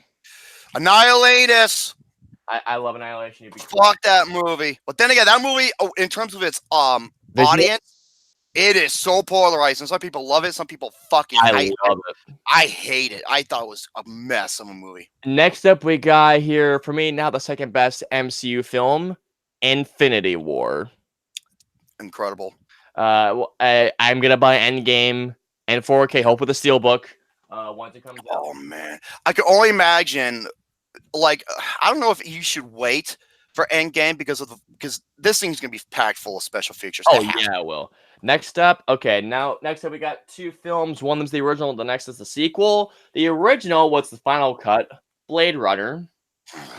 And then we got one of my favorite films of all time, 2049. Which I saw 3 times in theaters when it came out. I saw it twice in IMAX and 1 time regularly, and this movie in 4K. This is one of the best 4Ks I've ever seen, but my favorite looking 4K, 2 of them I have. They look Board Runner 2049 minutes too long. That has an 87. Blade Runner has a 90. Infinity War has an 85. Quiet Place has a 95. Gary. Tyler, I don't know if he's trolling or not. Snooze Fest 2049. Tyler, if I see you, I'm gonna give you the biggest fucking bear hug. I swear to God. Next up, we've got Christine, John Carpenter's Christine. Oh, fun movie. It's a very fun movie. And apparently, last year, what happened was that a guy I know runs a film festival down in Miami, and they had a call in from the guy who played, I believe, Augie, I think his name is in the movie. And they went through so many. Arnie, my bad. Arnie. They went through so many cars, like legit cars, because most of it's practical. All right, next up, this is a DC animated movie, but it's a really good one. Constantine, City of Demons. This is a really cool flick. I mean, it's really cool. It's actually it's an R-rated animated movie. See, I was not a fan of the live-action Constantine. Oh, you know what? I don't hate it, but it's a lot better than I feel like a lot of people say it is. But this is a lot of fun. The guy who plays Constantine in the TV series actually voices Constantine in this film. Izzy, come on, boo boo. He's whining. We have probably the second best movie in the trilogy, Dawn of the Planet of the Apes. Oh, such a good movie. I love Dawn of the Planet of the Apes. This movie the first time I saw, I was like, I don't know what it was. The experience to me just wasn't that great. I don't know why, but when I watched it again at home, it hit on every single level for me. Mm-hmm. Next up, this film and another film are the best 4Ks I've ever seen. So this one, Dunkirk. The best film of 2017. This film looks and sounds out of this world amazing. The colors alone in this movie. This is the best 4K transfer I've ever seen besides one other film. Next up here, we have the original Evil Dead. I wish I had the remake in 4K. A lot of fun. And next one, we have the even better film, Evil Dead 2. That movie is so great. Who's laughing now? Next up, okay, this is a film, the IMAX. Oh, Count Victor.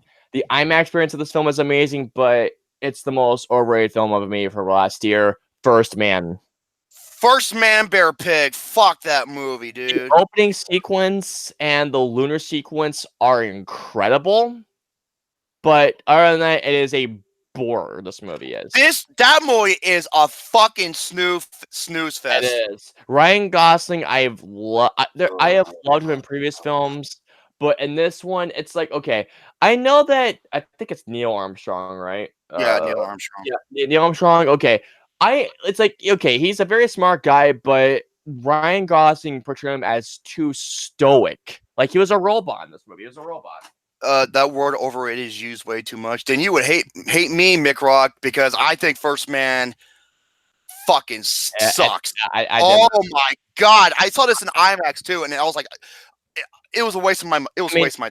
Again, the IMAX experience with the film is incredible, especially the opening sequence is phenomenal. I love the opening sequence. But other than that, I'm sorry, Damien Chazelle he just went downhill for Romy. me. Next one I have here, the new Halloween. I fucking love it. Hell yeah. I saw it twice in theaters, and oh man, the score for this film just, oh my God. The score in which you see Allison looking at her friend who's been just like fucking shish kebabbed essentially, and she runs away. That is probably one of my favorite scores of the entire Halloween. I think it has the best score of the whole franchise. I can agree with that. Next one up now, I've never seen this one, but I got it for review. Hellfest. I've never seen this. I have never seen that movie. Heard it was terrible. Romy, you'd be fucking quiet about this one. This is the best horror from the decade. Hereditary. Shut up. Fuck you! Motherfuck you! Shut up! You can go to Adam Daly. It's Love It or Hate It, where Jared Putin, Jared 48 does to love it, and I had to hate it, and I gave out a lot more details. Oh, I know. Why I hate some shit in there. Next up, Fuck Hereditary, the screen face bitch. Just shut the fuck up. Next up, we got John Wick Chapter 2. Oh, love it. I cannot wait to see what John Chapter 3 looks like in 4K. There is one particular scene that blew my mind of how it was lit. I mean, oh my god. Next up, we have one of the best spy films ever made, Kingsman: The Secret Service. The original is awesome. This is the premium edition. It includes the doesn't have a steel book, but it has collector cards. It's our style, no substance. Premium edition. You be quiet. That's what he said. Oh, I know. Let's see. Next up, we have here Hereditary. That's why I called it. Next up, the best action film of the decade, Mission Impossible: Fallout. That was in my top 3 of last year. It was my top. It was my number 3, actually. It was also my number 3. God. And I saw this in IMAX. Dude, amazing. the Halo jump alone is it blew my mind both times. The Halo jump, I forgot what city it took place where they did that motorcycle chase, the helicopter chase scene. Paris. The bathroom fight. Oh my god. There's so many good, amazing action scenes in that. It just blew my mind. Next up, Nukem. Hey, buddy. Not only one of the most badass flicks of last year, but the most underappreciated movie of last year, Overlord. Thank you. That was also one of my picks for most underappreciated. This movie only made $20 million. This is the Wolfenstein movie that we will never get, without a doubt. And by the way, Kurt Russell, his bloodline of badass runs deep. Christian Hart described this movie as it's a World War II movie until it's not a World War II movie anymore. It's like Wolfenstein. It's Wolfenstein. It's a part war movie. It's a part drama. It's a part zombie flick, kind of. It's sort of horror in a way too. And that shot when the plane scene and the one shot where he runs out of that building when it's exploding. One taking shots. And I saw this in IMAX. Holy shit. Overlord's a badass movie, and the director of that is doing Flash Gordon. And by the way, my sound system in here, when I was watching that scene, it was bumping the entire time. I mean, probably the most, I want to say, the most intimidating scenes is when you first see the serum take action, what it does. God. Like when they shot the fucking when he gets back up, I'm just like, what the fuck? Like, shoot him again! Shoot the bitch! I'll run, you little bitch! What I was doing. Okay, so this is a polarizing movie. I think it's a lot of fun. National Lampoon's Van Wilder. I think it's a funny movie. Okay, this movie is funny for one reason. You already know the scene I'm talking about. The fuck when he shits in the trash can. Yeah, I saw that. I was dying. Oh, he's like, he's like, oh. I'm just like, what the fuck? How much Coleman blow did she put in her protein? I know, right? This is as funny as can be. It's a funny movie. I saw it when I was a kid. I was dying and I was laughing so hard. It's a funny movie. I was like one of Ryan Reynolds' early roles. Before he became Deadpool. Way before that. Next up, okay, so for any of you Resident Evil fans out there, this is a damn good CGI Resident Evil film, Resident Evil Vendetta. Okay, hey Aaliyah, you there? This movie is a lot of fun. It's a bit now. That's what I'll say right now. A lot of you know that I despise the live action films. Like except for the first Resident Evil film. That's the only one. I'm just like, you know what? At least they actually tried with the survival horror aspect. Right. At least with the CGI films, they had the survival horror aspect back into it. Hey, Austin. Lookum says, speaking of Hereditary, do you know that diarrhea has hereditary? Why? Because it runs in genes. That is hilarious. But this is a very fun movie. I think there's one that it was called Resident Evil Vendetta. No, yeah, there was a previous one that came out years ago. Damnation, that's the one. Damnation. That one is a really good one, and this one is fairly good as well. Next one up. You feel better, Gary? Next one up, one of the greatest films of all time, Terminator 2 Judgment Day. Amen. Now, I will say this right now: the 4K is not good. The transfer, it's basically it's unset. The colors are almost non-existent in this one. It looks very, it's just very dull and depressing to look at. The Blu-ray, however, the Blu-ray, amazing to look at. Oh, so you said it was dull and depressing, right? Yes. Yeah, like you. Aw, that was mean. Aw, I'm going home. is the baby upset? Yeah.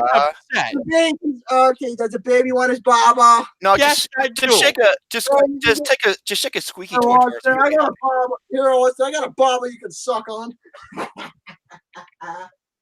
How can you suck on a nipple? Face over here, Jesus God. Okay, How next can you one suck up. on a nipple? All right, next one, the most important movie of all time, and also one of the best 4K transfers I've ever seen. Schindler's List. Greatest movie ever made. God, I will never forget the very first. I actually had to watch this film in chunks because of how affecting it was. Oh yeah. This movie, it's one of the hardest films you'll ever see, or probably the toughest film I ever watched. But any film buff out there, this is a requirement. No, this is like all films are supposed to be entertaining, but here's the thing though, it's entertaining for how thought provoking, for how powerful, for how inspiring it is. There you go. Not only does Liam Neeson, I think it's his best performance for Liam Neeson. No, that was his award. He should not. But not only that, not have won. Ray Fiennes' best performance. He should not have lost to Tommy Lee Jones for The Fugitive. That is one of the Ray biggest. Fiennes should have won. Ray Fiennes should have won. That's like one of the greatest villain roles in history. Next up, I just picked this one up today. The best movie of last year, at least in my eyes, and the best comic book film of last year, Spider-Man to the Spider-Verse.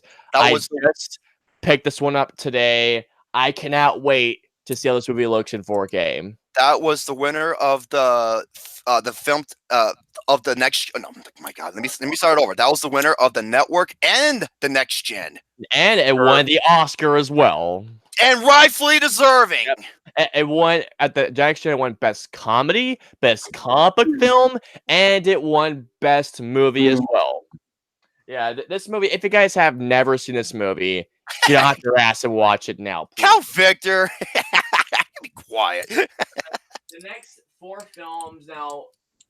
Okay, Romy, I know you hate this movie. You absolutely despise it. But Alex and I, we die laughing every time we watch it. Step Brothers. I'm taking a break. Oh shit. Okay. I love Step Brothers. It's a funny movie. Okay, yes. Is this movie stupid as all hell? Yes. Is that movie with about 2 man children just arguing and just doing stupid shit? Yes. However, I laughed my fucking ass off the entire time. What, Gary? What is it? My old man's in the bed. Movie's fucking trash. His old man. Oh my God. Wait, Gary, what are you laughing at? I agree. Step Brothers is underrated. Thank you. Yeah, it's underrated. Means it should be under. Yeah, it should be under some fine rate of sand, buried forever. All right, Victor. Spider-Man 2 was my favorite Spider-Man film until I saw Spider-Verse. Yes, I like Step Brothers OMB. Yes, Hunter. Thank you. Yes, Victor. Yes, I like it a lot. Yes. Fuck that movie. Next one up. What are you laughing about? My old man's in the toilet right now taking a shit. Next one, I've only seen a scene from this film. Alex liked it a lot. I have not seen the entire thing. Uncle Drew. Fuck that. Uncle Pooh is more like it. That movie sucked. Stupid. That's my final 2 films. Next up, one of the greatest ends to a trilogy I've ever seen. War for the Planet of the Apes. Hell yeah. I love this movie to no end. And my final 4K. Luke Nukem will be happy to hear you say that. My final movie in 4K. Thank you, Tyler. Uncle Drew was stupid. Next one up. You both hate this movie. However, I love it. The Witch in 4K. Okay, I'm going to take another break. See you later. Fuck that movie. I have seen this movie over 11 to 12 times. And every time I see this movie, it just never ceases to. It never bores me. I'm constantly on the edge of my seat. I'm enthralled every time. And the special features for this are really good. And the 4K transfer of this movie, this film looks incredible in the format. All Dogs Go to Heaven had scarier scenes than The Witch. But those are all my 4Ks, so I want to get through that quickly. But yeah, I do have another 4K, but it's for whom I don't like Pacific Rim Uprising. Enough said. God damn it, Gary. I have another 4K, but it's for Pacific Rim Uprising. I'm not a fan of Pacific Rim Uprising. Yeah, it's peanut free. more like Pacific Rim Down syndrome. All right, so Romy, since you have the final topics, go ahead, sir. Hurry up, 'cause I have things to do. Shut the fuck up! I've been patient. Some gel on my balls. What balls? The one that's hurt. Oh, I'm sorry. Okay. So okay, I'm sorry. I'm sorry. Oh, it's not that. It's I know the pain is unbearable. Dude, Gary, I should know about having fucking really sore balls. Remember, I had a vasectomy done. Probably talking though. I love midget mimes. Oh my God, Alex, are you fucking kidding me? I had to say it. I'm sorry. A world without orgasms is like a world without flowers. There, Alex just said that too. No joke, that was a line from the Hottie to Naughty. Right, I'll be right back. You guys continue. Okay, let's see what I can go. Oh, actually, I'm going to save that until he comes back. So, the upcoming film releases. Let me go. Here we go. Now, obviously, there's a couple of big films. Especially I'm in one. charge. Oh. Wait. No, Gary, don't you fucking say it's funny. You be quiet. No, you say it. It'd be funny. Really? Hold up a second. Jerome, Right down here. Good. Jerome, what do you call a belt with a watch on it? A waste of time. Would you fuck off, Luke? We got the right. That was. We got the right guy here. Oh, I like this. yeah, Ted DiBiase. I always wanted him on. Lame. Alex, I'm telling you right Oh, thank you. You saw it too. Thank you. Thank you. Thank you, fucking lords and gods above us all. Hold on. Hereditaint. Oh, I'm massaging my nipples and you're twisting them. Okay. See what else. now. Alex, do you think it's possible that if we ever go to a Comic-Con, we can be Ted DiBiase and IRS? No, because you'd be called money and downgraded. Okay, now you fuck off. Best movie of last year. Best movie last year. I agree. That's all I gotta say. Thank you very much. Now, Who's in the charge? first big film coming out this week. You better not meet me again, Gary, you son of a bitch. Hey, The first you're film, right thank you. The first big film coming speaking Hereditary, tell Alex the joke. Oh, okay. Luke Nukem told this joke earlier. I was fucking dying. Oh, fuck. Okay. I'm just looking at Alex because He said this. Speaking of Hereditary, did you know that diarrhea has hereditary? Why? Because it runs in genes. I was like, that's Right. that is genius. John Wick Chapter 3, Parabellum. Right now, on Saturday.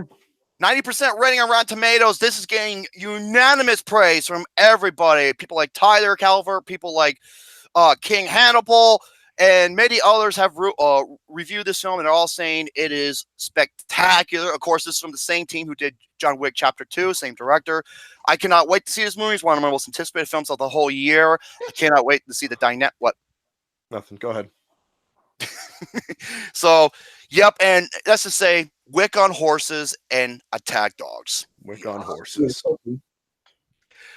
Next movie, A Dog's Journey. Now, if you've seen the trailer, you saw the movie. Yeah, that's pretty much. The whole damn thing. it spoiled the whole movie. Spoiled the whole damn thing. It spoiled the whole movie. God damn it! It's like the old trailers back in the 70s. They used to spoil the whole fucking movie. Okay, what are you doing? Nothing. Be quiet. Did And you the see Detective Pikachu yet? No, not. I did. I did. It was great. I didn't think so. I thought it was good. I Yeah, didn't. we already did have a dog movie coming out this year. It was called A Dog's Way Home. That was last year, I thought. No, it came out early this year. What was the one last year? A Dog's Journey, or was it A Dog's Purpose? A Dog's Purpose, and then there was A Dog's Way Home, and now A Dog's Journey. Okay. Good, cute doggies. That's also what Tyler said. I love the doggies. I love the doggies. I'm making a peanut butter bar. Peanut butter boy. And the last one is The Son is also a star. This looks like a young adult rom-com movie. It's beginning mixed reviews. I don't know too much about it. And that's pretty much the main releases. Now, Yeah, can I get upset for a moment? yes. It involves A24. Oh, here we go. Now, Here we go. I know where he's going with this. these stupid sons of bitches. I came on here to tell you all my feelings for the coming of age films and horror movies, and I was being honest. I was being polite. I wasn't being hypocritical, and I wasn't even being mean about it. I was However, straightforward.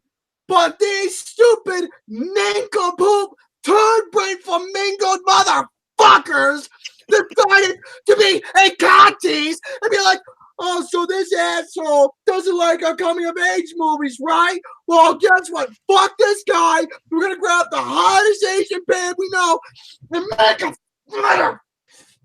fucking coming-of-age movie.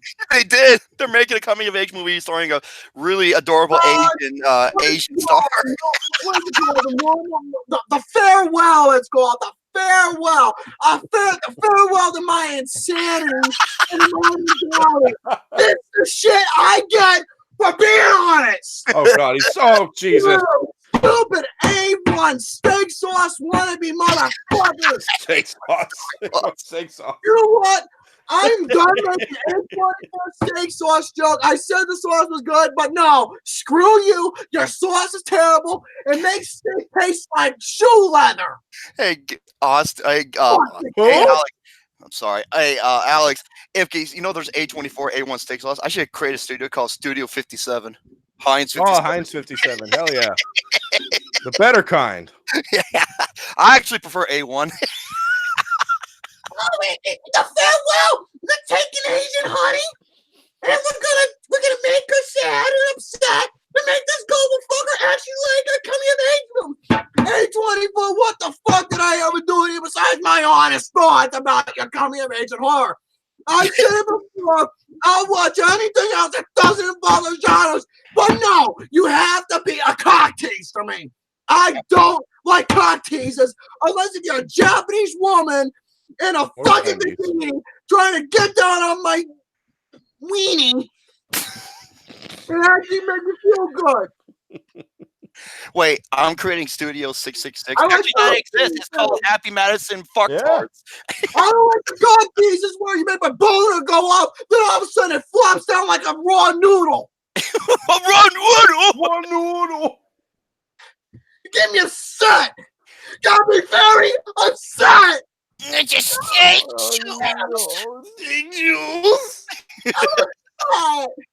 So is he gonna see them? No, fuck the farewell. I am not gonna waste my time. I'm not I gonna guess the formula. I was googling that for Crouching Tiger, Hidden Dragon, Sword of Death. In my I chair. was way gullible for this live adaptation of Mulan. I was even more gullible for Crazy Rich Asian, but no, this company's just anthem. What the hell did I miss? Hold on a second. Hold on. Just hold on. Did he rip his shirt open again? No. You just took it off. Oh, I was about to say, damn it. That's the way it is in your head. Sandman. Hey, He's a Sandman that Arnold Palmer. Cane is a Singapore cane. A24 dickheads. Well, I call them assholes 24. You fuck off. I'm calling them dickheads because no, I'm sorry, no dickheads. 824 cock Who's tees. the one that said? 24/7 cock tees. That's what I'm. Okay, Ben, you got your wish. Austin's back. Oh. Oh, hey. Don't be so mean. Okay. What did I miss? Well, because I was talking about the upcoming films, and A24 is doing, since Gary did his Murray, he did his discussion of why. Well, they're doing a coming of age film. It's called Farewell, and the stars a cute Asian film star. That looks good. I don't like cock teases. I think it looks good. Farewell. Oh, it looks good. It looks like something that's gonna. Dude, I know these assholes. I think it looks good. Fuck you. You know what these assholes are I gonna do? think it looks good. Fuck up. You know what these assholes are gonna do? I like A24. It's in pain right now. I don't give a fuck. Shut the fuck up. You shut the fuck up. My left testicle's hurting right now from yelling. These asses, you know what they're trying to do? I know exactly what they're gonna do. They're gonna try and pull me into watch it, and they're gonna make me feel. They're gonna make me feel upset for this girl because of how gullible I am. Because you like your fucking nation. Don't get me upset when the girls go through a dilemma. You don't do that. Don't do that to me. I'm sorry, Boo. Okay. Me too. Yeah, I'm gonna cuddle you. Don't touch me. Oh, fuck you too. I'm upset. Do you want me to hold you? I'll give you a Pepsi. Mentos, the fresh maker. You want me to give you a Pepsi, GareBear? He's got enough Pepsi. Why do you think he's fucking fine? Then no lovin's for you tonight. Okay. Okay, I want to go over this real quick. Cosmic book news is complete and utter garbage. First off, they did the article that they say that Avengers End. Dude, they've been shitting on Avengers Endgame so much that it's fucking pathetic. Give him one of these. Hey, Coca-Cola. Yeah, there you go. First of all, they are saying that Avengers Endgame rips off Batman v Superman, which is utter bullshit. And now they're going as far as saying that, now it's underperforming at the box office because they're comparing its numbers and its percentage drops each week towards Infinity War. And I'm just like, it made more than Infinity War. You want to talk about pity? Absolute fucking pity. The movie made more than Infinity War in 11 days. Okay, first of all, worldwide box office is close to $2.5 billion worldwide as of right now.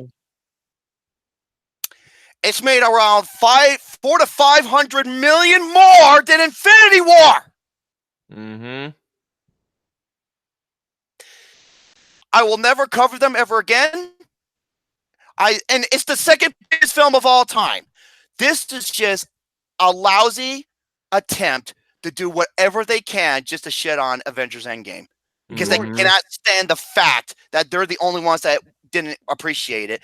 Cosmic book news is utter trash, and I will no longer cover any article from them ever again. Endgame a turn of the century within a genre and within film industry alone. Not only with the marketing of what it's able to accomplish, but as a standalone film, dude. It was a fucking turn of the century, and it's a tour de force. It was able to accomplish a lot of things that the Russo brothers wanted, and look what happened. The Russo brothers changed the way we look at comic book films. That they did. Yeah, and they did an outstanding job. And you know what? I'm going to really say this right now. I'm going to consider Avengers Endgame to be an important film. I'm going to say that, and I'm going to make that a bold statement. I'm considering Endgame to be an important film. It's like I said, you don't see me give out 6. Okay, throughout this whole decade, I've only given out, I think, 5 or 6 out of 5s, and I've seen thousands of films this whole decade. Look at the margin there. Yeah. Oh my God, you fucking serious, Luke? Here's something that'll make you laugh, Gary. Why can't toilet paper cross the road? It was stuck in a crack. Fuck off! Okay. God damn it. So, I like that. Okay, I want to go over this topic. The most important aspects of doing a live show. Now, here we go. Now, throughout my time here, I have done hundreds upon hundreds upon hundreds of videos. Gonna grab me a snack. I'll be right back. Go ahead. It all started with Pain and Gain with Lucas and I, and then Shane O'Mac joined along. Yes, Gizmo. And we did around 100 episodes that spanned for about 2 to 3 years. And we created some amazing moments, and that was like a huge influence towards this show and many other live streams on YouTube. My left nut hurts. I know. And then the dicks happen, and you're probably wondering what is the most important aspects. Here is what I have to say. If anyone wants to do a show or do a podcast or whatnot, here. No, you can. I just got my wait. Yeah, I'm finally mixed. Be quiet, Lucas. But yeah, because Lucas and Shane and I did like around technically, you might say technically, but officially we did over 100 episodes. So here to me are the most crucial and inspirational. Yeah, I'm finally mentioned. What's with that smiley face? I didn't hurt your person. You be gone. The most important aspect, entertainment is your number one priority. Mm-hmm. Without this, the show will be unwatchable. Mm-hmm. This is possibly the reason why we get certain guests on our show, because I know a lot of people, and there are some people I'm not sure if I'm going to bring them on because they could bring down the show. Mm-hmm. Nothing against them, but like I said, entertainment is my number one priority. Number 2, personality. Mm-hmm. You got to have the natural traits, the characteristics, the quotable lines. Mm-hmm. That has to be natural and not forced. I mean, no one wants to listen to a goddamn monotone, boring-ass individual or someone who's trying way too fucking hard. Who wants Shakespeare? Joe? What the fuck? Oh, Romeo! Romeo! Where art thou, Romeo? Hey, baby, I'm right here. Lower down your titties! I love you, Gary. Yeah, you could shake my spear if you know what I'm talking about. Oh my god. Okay, next one. Structure and outline. Yes. You want to plan your show and have it organized, but we go, hey, Ryan O'Toole, my favorite O'Toole brother. You said to both O'Toole brothers. What the fuck are you saying? Want to know who my favorite O'Toole brother is? Me? The Tool box. Oh my Would god. you fuck up? Hey, you know what? Tools are useful. But they are.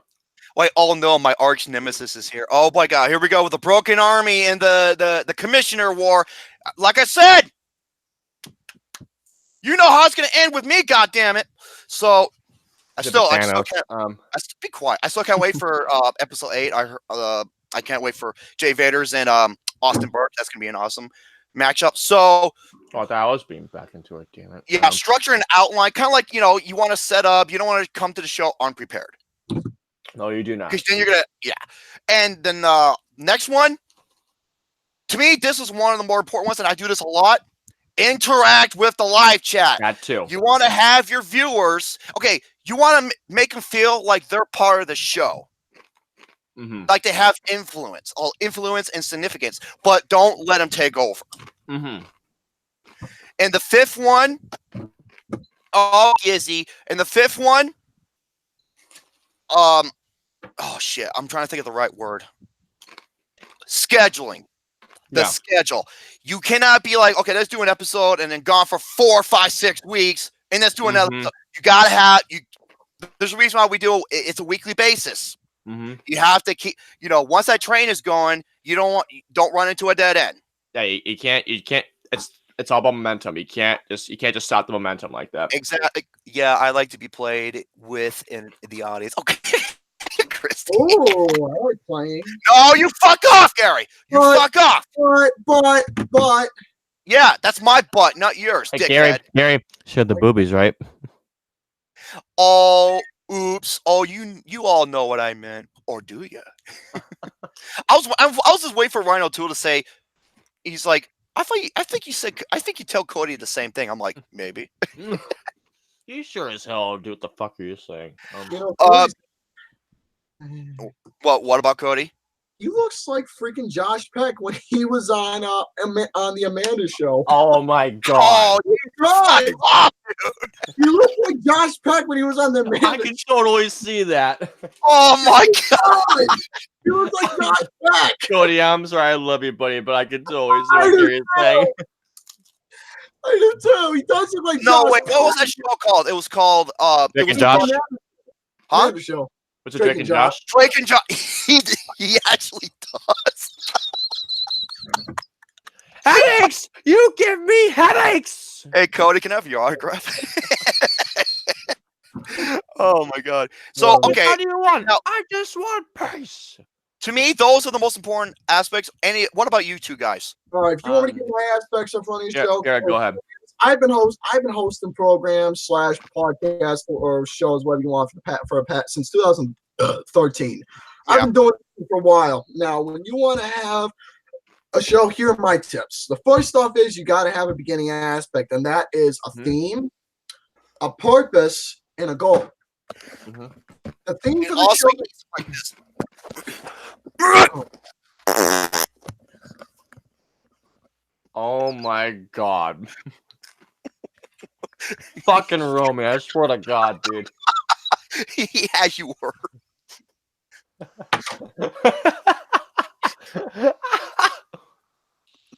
got a little bit of gas. Let me see Gary's face here. I just took the phone. He's like, what the? He looked like he seen some shit right there. Sometimes you gotta let it rip. As you work, Gary. I can't tell if he's wearing a white shirt or not.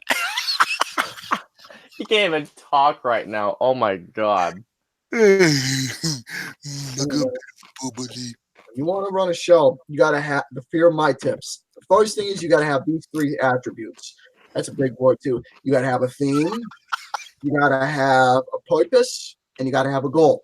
The theme part is you got to figure out a certain topic or surrounding either one or a group of topics in general that you want to discuss, either with all in one with video games or movies, or if you want something, basically you want to do a show within the entertainment realm, or you want to talk about a specific thing like gaming, movies, music, or whatever shit like that in the entertainment world, or some political or religion. It doesn't matter what it may be, as long as you got yourself a theme you want to do, or then you got to set out your goal. Well, your purpose. Your purpose is showing how you feel and what you want to accomplish, which leads to the goal. The goal is of how you want to engage with your viewer, how you want these viewers to take a look at the program and what it's about, which leads to my second point. The second point is promotion. When you start promoting a program, you got to be engaging with how you are promoting. Either if you're showing a visual propaganda poster, or you're writing a post either on social media that you are going to be doing a program and you want people to get interested or what it's going to be about. And the thing is, what I always advise is when you start off, always be in detail of how you want to present yourself. Well, yeah, marketing is my always marketing is one thing that I'll get to in a little bit, but always be well detailed of how you want to present yourself. So that's one thing I will say. You got to present yourself and be as detailed as you possibly can with talking about what you want to do. The third thing I'm going to talk about is how your presentation. Not only do you have to present yourself with your topics in the most professional way, but you got to be which is to me the most number one rule in any show is you got to be entertaining. Because if you're not entertaining, then you're going to bore the audience and you're going to lose your viewers. Absolutely. Exactly. So you got to balance it out with how you're coming off. You got to be professional with how you're showing your topics, along with adding the entertainment value. So you got to be very mixture with how you're doing it. Next up is engaging with the audience, which is another thing. Because if you're not engaging with your crowd, then you're basically just saying, "Oh, they can go fuck off. It's surrounded by me." No, it's not just around what you're doing, but you got to make sure your viewers are part of the program as well, making them feel as welcome as you possibly. Whoever's in the chat and whoever is on the show and so on and so forth, whoever your guest is, you always got to interact with them, especially if it's like a game or whatever. You got to let the chat know that, hey, you care about them. Right. what's another thing that I can say for study a program? Timing is another one. First off, when you schedule a program, now I admit I've done it quite a few times where the show's been on hiatus for 2 or 3 weeks. That's for like personal issues, either if it's sick, if it's a sick deal, or work deal, or something else that's personal that needs to put on hold. There's always a time and place where you got to put a show on hold for important reasons. But at the same time, if you don't have anything important, always make sure you got yourself a specific date, specific time, and the plans. Always plan in advance of what you want to do for your show. So that is one thing I highly advise, is you got to be very, very specific in timing. Now, I admit, have I... I was waiting for you to say something. I was like, what the fuck was going on? I was reading what Christine said. Gary? Oh my God, here we go. Of course you would do it. Because I like taking my shirt. Because I like it. I like the attention, god damn it. You look fucking pale as an albino, Jesus God. Dude, you gotta be proud of me. I've actually gained a little muscle, surprisingly. Also, it's one thing. Dude, I can't tell the difference between you and a gallon of milk. I've actually somewhat gained some muscle. You got some mass on you, but remember, you need to. That's what I'm trying to do. All right, well, I have a couple of tips myself, actually. Mick Rock, the chemistry. He's actually right. That was one of the things I was going to say. Top of more tips. Yeah, like you said, chemistry is another thing. It depends who you bring as a co-host or whoever. As long as you can, here's the thing: that when you do, it doesn't even matter if it's like a video or whatever. If you got like a good buddy that you're friends with, like these fucking assholes here, off here, we're always talking literally every single night. We're always fucking on Discord or this. Yeah. Busting balls. That's all we do. That's Gary, you're my asshole, though. Oh my God. But anyways, like I was saying right here. Oh. My nipples are hard. That's a good sign. So anyways, another thing I will suggest is that if you got good chemistry with the people you bring on the show, it's all about how you have the chemistry within the person, with how you're talking to them, how you're interacting, you entertain them. As long as you got good chemistry and that balance is there, it helps make the show fulfill. If you bring on somebody, or if you have somebody that just does not add that balance, then it just won't work. You're gonna sink the ship. Yeah, and this is where if you're running it, you got to make changes that you're going to regret, but feel bad. But hey, you got to do what's best for the program, not for you, and it's nothing personal. It's only business. Correct. And then the last thing, now this is something I know a little about, and that is marketing. Marketing is one thing where I am shit when it comes to marketing. Well, I don't know much about marketing either. Now, here's the thing. I'm talking about my channel real quick. This fucking page has been stuck at 291 subscribers for the past year, 2 years. But look at the ratio of views, views, subs. Views, yes, and the subscribers is another thing. Is all the other people in the network community, their subscribers are going up. You want to know why? The thing is, subscribers don't matter. It's all about views. It's all about. Pepsi Man will say the same thing to you, and he's been on for like over 10 years. Well, as have I. Pepsi Man, he is a guy to talk to when it comes to marketing, because he knows. He's like, a lot of shit about marketing. So here's the thing with these subs. It's like, yeah, you know why they have subs? It's supply and demand. Oh, I was just saying the reason why they have subs is to fulfill your hungerness. Eat fresh. Subway, eat fresh. Jesus. Oh man, I think I got poop again. Oh my! You just went poopy. Hey, GareBear, listen to your Boo Bear. Don't force a fucking fart. Don't yell at me. I'm sick and tired of hearing you Boo Bear. I'm sick and tired of hearing you going out and take a massive fucking poopy. Listen to your Boo Bear. No, anyways, those are all my tips right there of what you should do for a live show. And I think my tips are okay. No, they're right. In the meantime, I'm gonna play PlayStation. You're gonna ignore me? Because you're an asshole. You're mean to me. Excuse me, the one who lies constantly. You're the one who's lying and does all this shit. And by the way, Adam Daly, the reason why he wanted to do Adam Daly live, he was inspired by Flicks with the Dicks. Now, okay, so That's the honest country. Yeah. Now, one of my first things to do, of course, they mentioned it was scheduling. Now, here's the thing. Schedule days, in fact, schedule even a week in advance if you have to. But here's the thing. What you never do when you schedule, don't let the audience don't know that you're doing it and start up like right away. No, I always do a friendly reminder. I've done that a few times where I've just started up and no views came from it. So schedule and let your viewers, hey, no, this time, or if there's going to be a delay, let them know this. Let them know certain things that will be happening. Like Gary said, there's a health matter that you have to postpone for a couple days.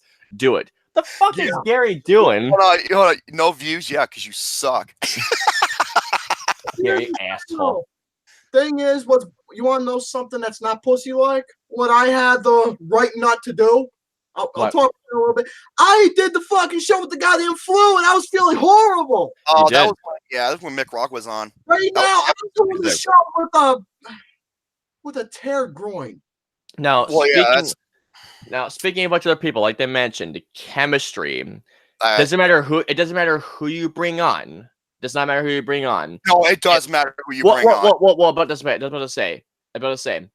If you have someone on with you that don't have a good back and forth with you, that's not going to be good for you whatsoever. Even if they could be as popular as can be on YouTube, does not matter. If they have a great banter with you, that's all that matters. Because you'll have what all three of us have, or most specifically, what Gary and Romy have with their counseling every day. Another thing is when it comes to your entertainment, yes, if you're not entertaining whatsoever, and if you're not talking, well, I mean, if you talk, fine. But if you're not entertaining or don't have a personality on camera, if you're just stoic or monotone, what the fuck are you doing, Romy? That was a weak one. I just said, were you farting for a second? Yeah. If you don't have a personality, you're not entertaining, again, it's going to drag your show down further, even further than before. Now, with technical aspects, now we all know that's not the most technically produced show. Come on. Dude, I can't even afford a big mic. I know that's all, but like, dude, my webcam is a $50 webcam, and this mic is a $25 mic. Yeah, it still sounds pretty damn good.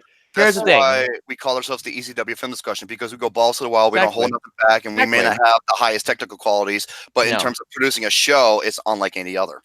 Dude, look at ECW. They did their program in a fucking. I just fucking said that, GareBear! He just said that, Gary. You're rotten sausage. Now, another thing is that when it comes to your audio, make sure your audio sounds good. No feedback. Oh my god. Not just that, but make sure that your audio levels are good, because you do not want to have a show where your audio levels are clipping out of proportion, because clipped audio is like nails on a chalkboard times 10. That's one of my biggest pet peeves. Yeah. Is bad audio. Yeah, if you have bad audio, it does not matter if you have a good-looking video or good-looking stream. Audio's more. This is one of the tips. That's something I learned in filmmaking. Video could only get you past so far, but if you have bad audio, your audience will know it like that easily. Yeah. And if you're gonna bring lighting on, make yourself look good. Put your camera at a good angle. Don't put your camera. Hold up a second. Don't put your camera like this, where you're constantly trying to look down and you're like the camera's looking up at your chin the entire time.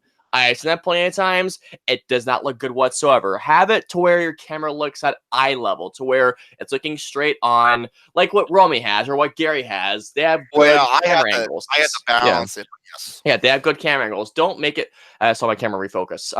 When they're pointing straight up, yeah, that does not look good. That looks horrible. Again, if you want to make yourself look good for your audience, like imagine someone going on a talk show, on a live talk show, and basically they had the worst angles. Like, look at the Ellen Show, look at like stuff like that. Like, they have very good angles. Another thing is, when it comes to your lighting, this is one thing I learned the hard way. Never put your lights in the back. Never do that, because what will happen as a result, you will just come off looking like a black shadow to everybody. I just wanted to just wanted. I mean, it sounds like one of those people like, Yeah. I don't know what happened. Now, one thing else about Romy, I like his look because one thing, he has light on the half of his face. Yeah, there's a nice contrast on your face. He has contrast on him, which actually, yeah, it looks good. Now, another thing is this. What I do here is I have two lights. I have one light that's shining on me, and I have a light right here that's basically, I'm using the top of my room as a balance board, essentially. So I'll give you guys an example. So this is what happens without it. So you see how my room just got darkened right there? Mm-hmm. So you do this. Bam, looks a whole lot better. Yeah. Now, without this light, look how it doesn't look as good, right? No, you're dark as shit. Yeah, I look dark. So that's why you do that, and boom. You can see my face clearly. The light looks good and all that. So again, you don't have to do that, but if you're gonna introduce lights, know what you're doing with your lights. All about the lights and angles to make yourself the most beautiful on camera. Exactly. Yeah. Look. Yeah. Make your face look beautiful. Come on. Let's talk about your beautiful faces for a second. And then I guess the other one is what Romy and Gary said before: structuring and formatting your show. Have a good introduction, of course, with the chemistry. And the other thing is this: know what you're going to talk about. Because I mean, if you're just spitballing for like maybe an hour, that could probably work maybe like the first 20 or 30 minutes. But if you don't have anything going on with your show or no topics, that ship will sink quickly without topics. And also, not to mention, know when to shut the fuck up as well. Know when to stop talking. Yeah, and I know the perfect way to do that. Here's how you do it. That was weak. That was weak. God damn it. But yeah, know when to shut up, because if you keep talking, meandering, incoherently, kind of like you are right now. It's exactly, exactly. Again, you'll lose viewers quickly. I know that a lot of my stuff is more technical, but then again, you know me, like I'm a very technical guy when it comes to stuff. But yeah, entertainment, the banter.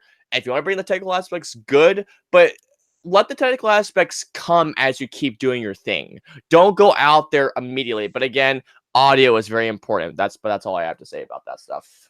Okay, let's move on to the next one. Here we go. We'll go over some movie reviews, shall we? I got a couple of them. First one I want to go over is Happy Death Day to You. Of course, it's the latest film from Blumhouse Entertainment, and it stars Jessica Rothe, the very I think she's not only talented. Wait, that was a firework dud. It was. At least that far isn't like my sex life, if you know what I mean. So, really? Huh? I got more than you. Oh, be quiet. So, this movie it takes place a little after the first one left off, and let's just say that what you saw in the trailers isn't exactly how the movie plays out, because there is a really unique premise and twist that goes on to this. Now the first Happy Death Day, minus the first 15 to 20 minutes, which was absolutely awful. It was a fun movie. It was a fun movie. It was one of my biggest surprise films of the year. This movie, oh boy. Now, I'll get on to the positives. The premise. The premise is really neat. It's really creative. It plays along really well with the fun factor at times. And it kind of has some like a sci-fi aspect to it. Also, Jessica Rothe is the best performance in the movie. I think she's got a lot of talent, a lot of range.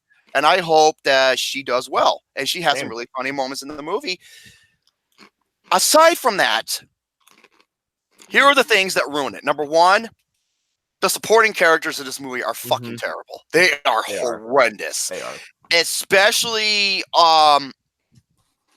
one of Jessica Roth's like sisters at her college. What's that called?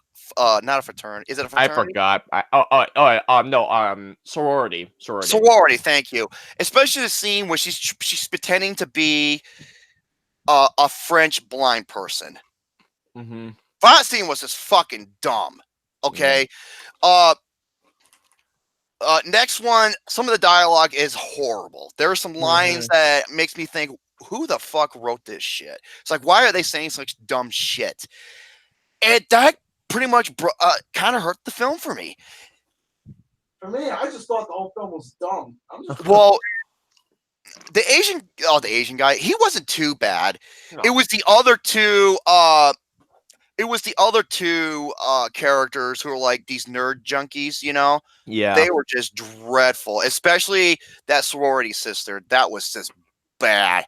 Overall, 2 out of 5. Not terrible. It's not awful, but it wasn't good either. Next movie I saw is Replicas. Oh God. Okay. I've been hearing nothing but the worst shit about this movie. It has a 10% rating on Rotten Tomatoes. I fucking hate Replicas. Now, I will say this. I don't think it's nowhere near as awful as Climax. Because at least with this movie, Climax has no plot. It has no structure. It has no acting because they're not actors. They're fucking dancers, you know, trying to be fucking overdosing on LSD and doing stupid shit. That's pretty much the whole movie. And dancing like retards. Okay? Or dancing like idiots. Excuse me. I'm sorry. Shut the fuck up, Gary. So, I know you're playing Wolfenstein. Goddamn motherfucker! I want Austin to yell at me.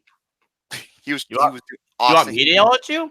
He was doing that to irritate you and to get you to yell at him. That's what Get I off the fucking TV! I did that so you can get pissed at me. Tyler, you make a good point, and I'll give you an example. He started in John Wick, and then the year after, he was in Knock Knock, one of the worst fucking movies I have ever seen. And so, be quiet, Austin. And so, now, Be quiet. I like it. Replicas is a movie that should have gone straight to the Sci-Fi Channel. Oh, it should have. Because, hey, Patrick Williams, fuck you, you hipster douchebag dick. All right? The plot holes in this movie, especially in the final act, are just glistening. Okay? Glistening more than a fucking Krispy Kreme donut when I bust a nut in Gary's face. You know.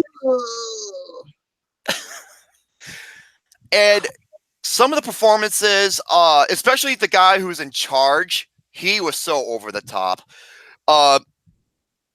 The worst thing about this movie is the story, because a lot of it makes no fucking sense. And then you have some of the special effects where with the robot or the AI, when it's in motion, it looks like some stop motion shit. It looks horrible. Oh yeah, it does. Keanu Reeves, man, I respect you so much, but god damn, man, I don't know what you were thinking with this movie. 1 out of 5. This movie is terrible. Absolutely awful. 0. Wait, hold on a second. What? God damn you, motherfuckers! Does anybody out there want to offer rub my left nut? Because it's very. I'll rub it. Oh, McRock, you son of a bitch! My left nut's in pain. So yeah, 1 out of 5. Rub it. I can see where they were going with this, but in the end, it just doesn't make any fucking sense. Now, It's that one topic. huh? That one topic. Which one? The one that you wanted to yell about. Oh, okay. What time is it? 4:15. All right. I want to end the show a little. Okay. Kind of early. Here we go. The glasses are coming off now. Oh boy, here we go. Here we go, folks. This was sent to me by Danny Boy, Daniel Rusman. Thank you, Daniel Rusman. When I saw this shit, I'm going to say this right now. What the fuck is wrong with you people? You'd be like, oh, Jerome, you should not attack them or anything. It's a film that's supposed to be campy fun. How about you take a cactus and go fuck off? Universal. It announced the release date, and it's confirmed for a 5th Purge movie. Yep. Why? Because these cheap-looking pieces of shit make money. They all make fucking money. Don't know why do people go out and see this stupid shit? What the fuck is wrong with you people? None of these movies have garbage acting. It has some of the worst screenplay and dialogue I've ever seen and heard in a movie. The motivation makes no fucking sense. James the Mirage butt plug is a fucking hack. And it's been known that he rips off other people's material. Mm-hmm. He did it multiple times in the first turd, and there was an article about something coming up front saying, hey, you ripped off my source material. I covered this on the worst of 2018 on A Pizzle 90. Frank Grillo, dude, everything about these movies are bad. What did Frank Grillo do? He was just... It was adventures and babysitting for fucking asshole idiots. That's all he did in parts 2 and 3. Well, fuck Doug Walker. I can give two shits about him and his channel garbage. Yeah, how well is he? Yeah, fuck him. How well is he doing now? Let's go over these movies and their budgets. Now, the first movie cost $3 million, and it made a lot of money. And it was the first time I screamed loudly in a theater. Yeah, I remember you mentioned that. Did you go? Did you go? No, I was just like, when that little retard lets the kids in, let the people in, and started this whole chain reaction. I just sat there and I said this: "You stupid fucking retard!" That's what I said out loud. I'm not joking. And when the movie was over, I was shaking mad, and I got up and walked out. People were looking at me like, "Oh God, please don't create a scene." I was that goddamn mad. Now, the original Purge, the turd, cost $3 million. It made almost $90 million. The turd anal wipe, or the turd anarchy, or the Purge anarchy, is like you call it. This movie cost $9 million. It made $111 million. Mm-hmm. The turd erection fear, to me, the worst one of the fucking I agree, bunch. the worst one. This movie cost $10 million. It made $118. Every single one of these fucking movies made 10 times more its budget. Anybody who pays money to see this bullshit, fuck you. Seriously, go fuck yourself. You're lower than the fucking dog shit I accidentally stepped in. Wish I had popcorn Name me on me one fucking positive thing about these movies. There's not one. I can tell you one thing. The end credits. No, Gary. They're bad there, and I'll tell you why. Because in the first turd, how did they end it? They end it. I'm talking about, the credits. I know. Yeah. The end credits in the first Purge was a commercial for their television show. Mm-hmm. Oh, I wasn't looking at that. I was just reading the what was it? I was reading the No! I'm going to say it now, and I'm going to say it again. Fucking Transformers, the goddamn Ice Age series, those Land Before Time, Strike the DVD sequels, and all the Police Academy, fucking Twilight, and 50 Shades ain't got fucking jack shit on these fucking turd movies! Hey, man, you better not keep yelling, because we got studying to do tonight. Yeah. Yeah, dude, we got studying to do tonight. And you don't think the James the Ride fucking butt plug for this stupid shit?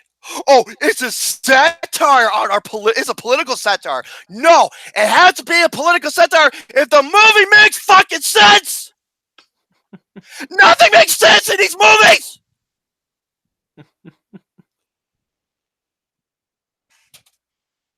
What the fuck is wrong with? I even got a comment back. He's like, "Oh, I like can't be fun." Then you're fucking stupid. This has It depends on how it's done. Depends on how it's done. Yeah, mom and dad. Exactly, mom and dad. Yep, that's the Purge how it should have been. Yes, because at least that one makes sense and it has a fun factor. There's nothing done about these movies. They're stupid. They're redundant. They're trash. They're fucking garbage. And then we get the fucking first turd, And this movie cost $13 million, $137 million, 10 times more. I blame you, motherfuckers, who pay out to see such stupid shit.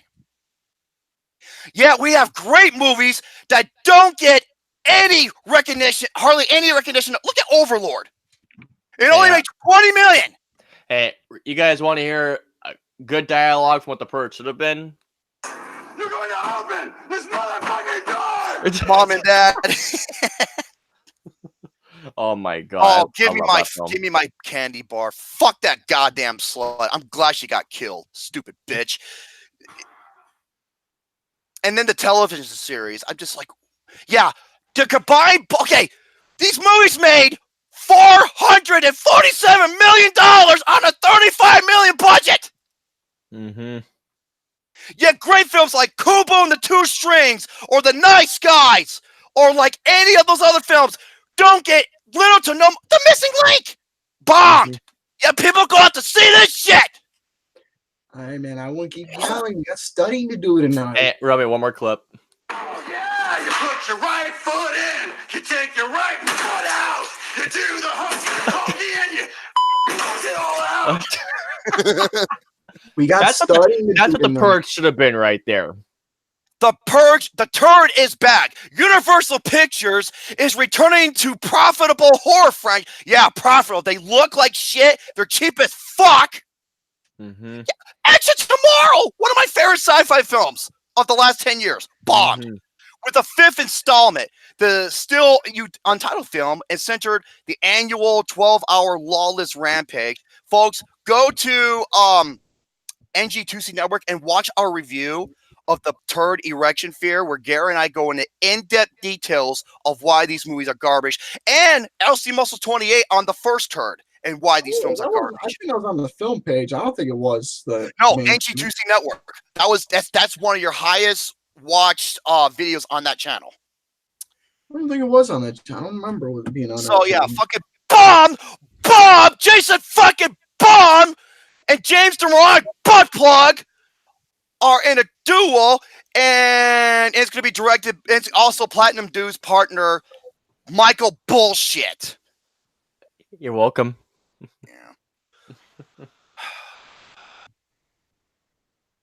Yeah, the first Purge was the origin story set, which was fucking not only just a rip off other material, it was racist up the ass.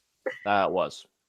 There's a fucking character named Skeletor. Don't worry about it. Oh god, I'm gonna cleanse my sins. Oh my god. The 5th Purge movie is landing July 10th, 2020. I already have my least anticipated film next year. There you go. A fucking Purge movie. The goddamn turd. Because that's what it is. It's a fucking turd. It is racist. Oh, let's have this this experiment. They called it an experiment where it takes place in the hood. And why? Let's kill all the demographic of this area to lower to eliminate the lowest common denominator for help of beneficial for our economy. Fuck you! Don't you ever try and insult me with your bullshit, butt plug! Anybody who pays money to see this shit, you're a fucking idiot. Come after me. I'm begging you. Give me one fucking positive. You cannot name it, because I will come at you and butt fuck your ass so goddamn hard you won't fucking walk for months straight. I was only gonna say I like Frank Grillo, but that's about it. I don't like Frank Grillo, but that's about it. Avengers and babysitting for idiots. That's all he was. No, I was know. a pawn for fucking idiots. I'm just saying that I liked if it was only Frank Grillo, just him, and not just having to babysit. That would have been a far better film. That's what the Purge Anarchy should have done. Focus on him trying to kill this motherfucker who made his life a living hell because of his son. But no, we gotta babysit these 4 cocksuckers who are annoying as shit. And when I'm not kidding you, when one of those fuckers died, I stood up and I applauded. I was like, that's what you get. I hope you burn and rot in hell. Did you see this in theaters or I watch it saw online? the first one in theaters. I remember the Oh. second and third. No, I had to see the first one in theaters because I had no other choice. I was writing for the paper at the time. Oh, that's right. Yeah. Paper. Fuck James Bond, butt plug. I'm never giving him my goddamn money. Dude, I'm telling you, you better quit yelling. We got studying to do tonight. We don't want you to pass out on us. Yeah, no kidding. Yeah, man, we got studying to do tonight. So once again, motherfuck bomb house, Jason fucking bomb, James the wrong butt plug. I hope you find a cactus and shove it so far up your fucking ass you be spitting out the goddamn spikes. You okay? No, Okay. I'm very fucking far from okay. It's because of dickheads who are fans of this garbage. You're okay. You're okay. Hey, GareBear. I'm done. I'm done. GareBear. You okay, boo? Oh, I'm fine. I'm good, dude. All right. Why? Oh God. Why? Why do people watch this shit? Why? I don't get it. And this has been going on since 2013. Mm-hmm. Yeah, I thought the first Purge was going to be the final film, along with the third Erection Fear. But no, they had to keep making these because they make more money. Mm-hmm. I'm done. I have no hope for the movie-going audience. All right, GareBear. Huh? You said you wanted to end sooner tonight? I did want to end a little early because of two reasons. One, you got studying to do later. And two, I got to put some lotion on my nuts. And I actually am seeing The Hustle tonight at 9:25. You and your late night happy ass. It's not a 2-hour movie, Gary. No, Like you and your late night happy ass. We got things to do. you'll be tonight. on. You'll be on. You, oh, on. Bless you. You will be on. Bless you. You Yes, will sir. be on. I am gonna be on, but not that fucking late. Yes, you will be. You and your late night happy ass. Damn it. You and your late night happy ass. I like staying up. Shut No, up. I do too, but thing is, I got things to do. I got What? things to do. Like what? Work for one. You don't work tomorrow. Yeah, you're right. But I got things So to do. be quiet. I got things to do. I gotta lay down and rest. I gotta take my medication and drink my juice. So You can do that while staying up. I gotta drink my juice. You don't have to do that in bed. You can do that. You can do that while you're talking to me tonight. Huh? You know what, Garrett? I'll rub your balls. Ooh, Will that make up for it? maybe. And also, play Hello. some Mortal Kombat. Maybe.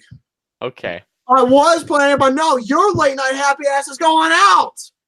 Well, I'll be back at like 11:30. Yeah, midnight. I'll be fucking tired by then. Well, you're gonna stay on. Well, and I just realized we're still alive.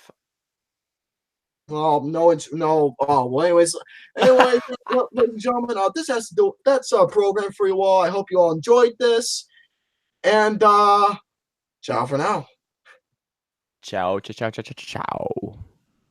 Any last words, fat boy? No. Okay, let's go. Bye bye.